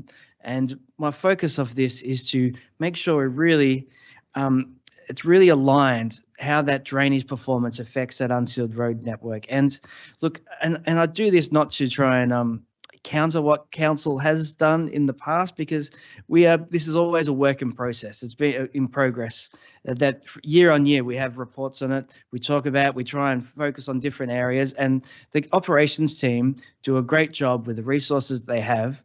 But it is a massive task ahead of them to service the entire area, 1,280 square kilometres, 860 kilometres of unsealed roads and all the adjoining drainage network there. And the thing is that we still have issues that persist in different areas. Now, I don't have the answers or the solutions to it. I'd be happy to sit around and come up with a whole bunch of them, but that's not appropriate in our role here as council in this council chamber. But what I would like to try and drive from this notice of motion is the opportunity, and I have worked with this with our general manager of infrastructure to help give them the tools as well, to refine how we approach this, to refine how we address these concerns and issues so that we can slowly tighten up the nuts and the bolts on this issue and really create better performance outcomes in the future. Because I know for all the residents, and there's about 20% of households across our Shire are on unsealed roads, about 20% of our residents there. And I know for all of those residents that live on there, it is the number one factor they care about more than anything else is good performance of their road that's in front of them. And if it's working well, they're happy and we don't hear any complaints. But when it's not, and it's not all of them, many of the roads do perform quite well, but some of them don't. And it's just, I want to try and provide this toolkit for the next council term, for the future council, for consideration, to really work on this, and it's going to be one tool of many. But it just seemed like this was the most appropriate way for myself to present something to council that could help in that journey to really, nail this and to be across it so that one day maybe we have no complaints of our road and drainage network. But this is why the things that I've gone into detail of listing a couple of items I want to be included in there. I know I'm probably running slow on time, so I can focus on them in conclusion. But the purpose of this is to be used as a toolkit in the future. And I think the mayor's telling me there's 2 more minutes. It's fantastic. Thank you. So look. One of the things that we have come up in the conversation is how often it's the drainage network that if that's not performing properly and one block in the drain somewhere can then undo all the great work that the road's done. It can be resheeted, it can be worked on, but if that drainage is not aligned properly, then it rains the next day, all of a sudden all that work can be undone. So it's trying to develop that strategy. So in the future, and the work is not to say this is what the strategy should be, but to develop the tools and the understanding with a report and analysis to go, this is how it should be done in the future. This is how it's going to best align for best performance outcomes. Another one that's really popped up again and again, which we don't have an answer for as yet, is the driveway culverts, right? Road culverts, but especially driveways for private residents, which it falls under their responsibility to keep them cleared and maintained. But most residents don't realise this. Many residents don't actively undertake work on this, and unless council kind of steps in more in this space, I feel we're going to continue to see these affecting our road network, and really creating poor outcomes. And if that culvert in your driveway is blocked, and often it is blocked by debris that's come off the road network, and then all of a sudden the water's been travelling down the road instead of in the drain, road's gone. And we sit in this merry-go-round where myself and all the councillors that live on the peripherals will receive all these complaints. But again, I'm just trying to add this to the toolkit so that we can, in the future, we can really get better and better at developing our strategies around addressing this. Thank you, Mayor. Thank you, Councillor Springfield. That was bang on 5 minutes. I'll go to your seconder, Councillor Kay Cameron. Thank you, Mayor, and thank you, Councillor Springfield, for highlighting this at this council meeting. That for those of us that have got unsealed roads in the wards, this is an absolute headache. And the water lying on the road because it can't get into the drain for whatever reason, be it that the drain's blocked with a fallen tree or it hasn't been maintained, the water lying on the road, of course, absolutely erodes the road bed, and then you've got issues around corrugations and potholes. It costs council a lot of money to resheet roads, and if the foundation's not there in the first place, then it's a waste of money. And if the drains aren't maintained, then you're not going to have the foundation. So the drainage and the road maintenance go hand in glove, and it would be really good for the crew from the depot to have the toolkit to be able to pursue this. And I know that equipment and manpower are also a problem, so you know that will have to be addressed at some point down the track as well. Thank you. Thank you, Councillor Cameron. I'll go to Councillor Moore. I fully agree. Particularly us three councillors are involved in these situations with the unsealed roads and open drains more than probably any other wards. So therefore it affects us very much with the residents. Look, I think the engineering department, the maintenance department do a fantastic job in that spot with what they've got. I know that we put an extra $200,000 into drainage into our budget, which I moved and everyone accepted but it's nowhere near enough. That's a pittance on the top. Maybe it'll help, but I agree with Councillor Springfield when it comes down to the ownership of the crossovers, where the property crossovers are for these properties. They haven't got the equipment to clean these drains out to do their own works, is where part of the problem comes in. All it takes is 3 sticks and a couple of leaves, and then the mud comes next, and that fills up. So that's where it's a continual thing. I have to do it myself at my own crossover. I know how that feels to dig them out, and but it's only a lot. But people think that it's council's job, and why should we do it? We pay rates, and that's goes hand in hand. But what the problem is, we have to interlink between the grading and the cleaning of the drains. It's common sense. We think it's common sense, don't we really? But what the problem is, we have more graders than we have backhoes to do the drains. So what we do when someone says about the road, the unsealed road, it's a mess, we grade it. But the follow on with the clean the drains out after that, because the grader fills the drains up, is quite demanding because of the sort of do with availability of equipment and staff to do that next stage.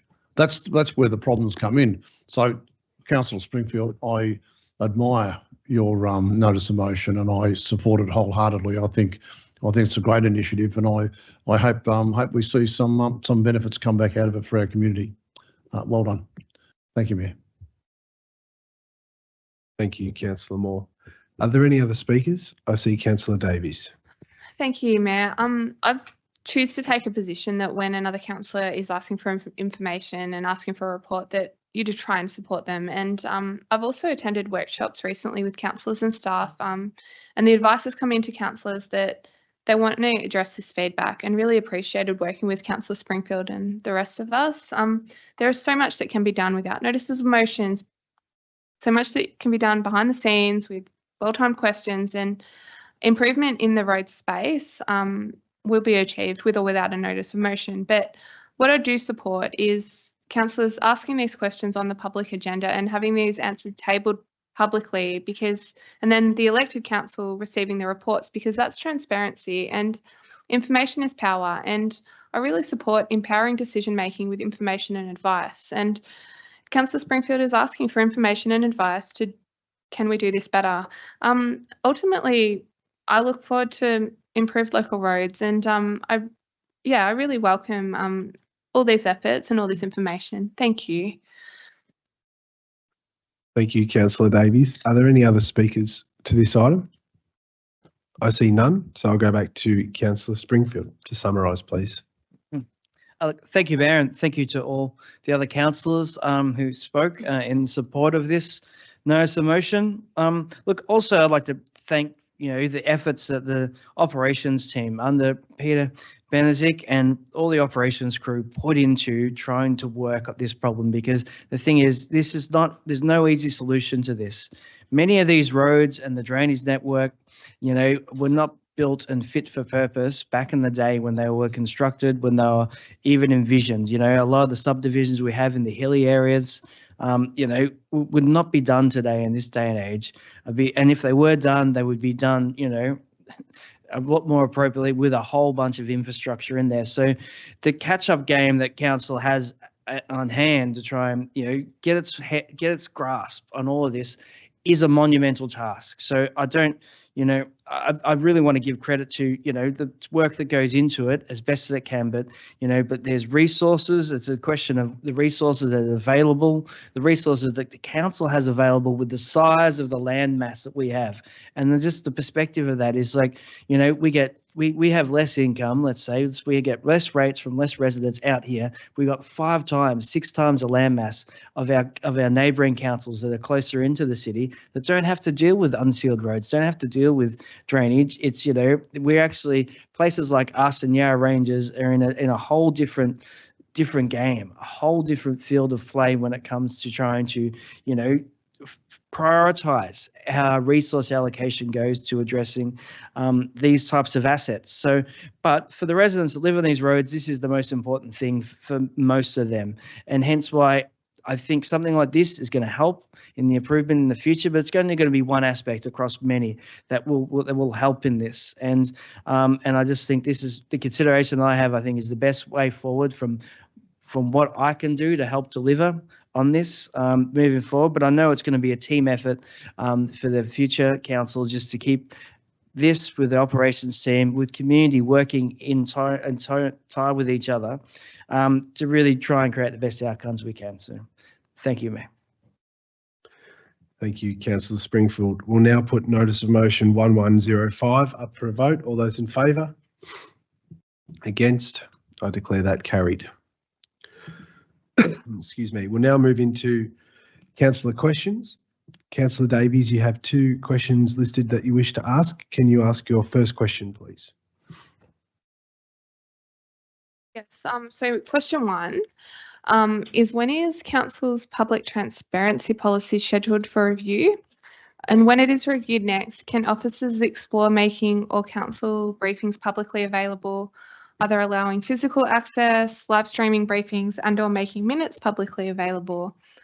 Can a report to consider the public transparency policy potentially be brought to the new council early in its term, perhaps within the first 6 months? Thank you. Thanks, Councillor Davies. I'll ask Debbie Tyson to answer. Thank you, Mayor, and thank you, Councillor Davies, for your question. In response, council's public transparency policy is due to be reviewed this month. All council-related policies are required to be reviewed and adopted within 6 months of the new council term. And we certainly can look at exploring making council briefings publicly available as part of this review and to bring back to councils. Thank you, Ms Tyson. Councillor Davies, can I ask you to please ask your second question? Yeah, thank you, Mayor. Thank you, Ms Tyson, for your answer to the first question. So my second question is, after the recent rain event, can officers please advise council what works have been undertaken on the roof at Cardinia Life and the Officer Community Hub to prevent further roof leaks in rain events? Are further works required to be undertaken to either roof? And if so, what is the estimated cost of these works and when are they scheduled to be undertaken? Can and when will a report be tabled at council which provides the details on the investigation into the roof leaks at Cardinia Life and Officer Community Hub?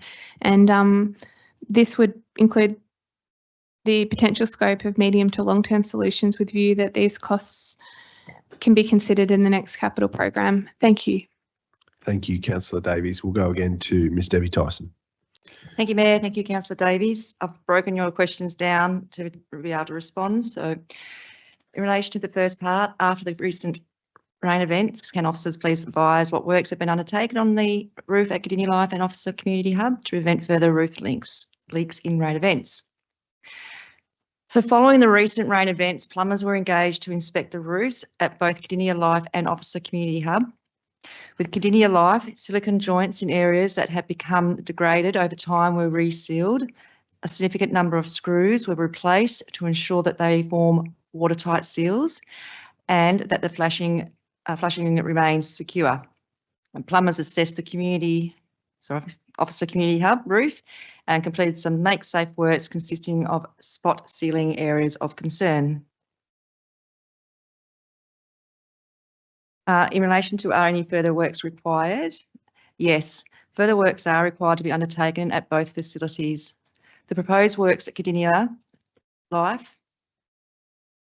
are to renew the seals on all the gutters, expansion joints and penetrations across the entire roof line beyond just the stadium roof. These works are estimated at $21,000.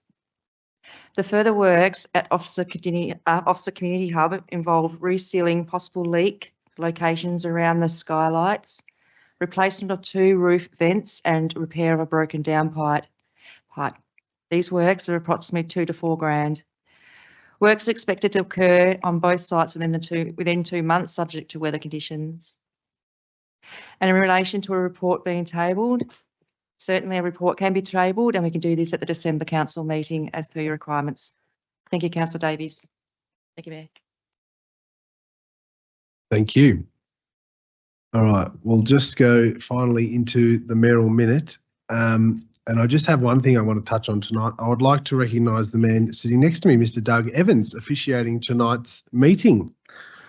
For those of us who have been on council a little bit longer than me, for 3 decades, Doug has been a steadfast presence at council meetings, town planning and statutory council meetings. This actually amounts to over 700 meetings, diligently recording minutes and contributing to council's business. This is actually going to be Doug's final official meeting prior to his retirement. And on behalf of council, we extend our deepest gratitude for his unwavering commitment and the countless hours he has dedicated to our beautiful Shire. So I do want to say that on behalf of all councillors, committees over the past 30 years who Doug has worked with, we thank you, sir, for your exceptional service and your dedication to Cardinia Shire Council.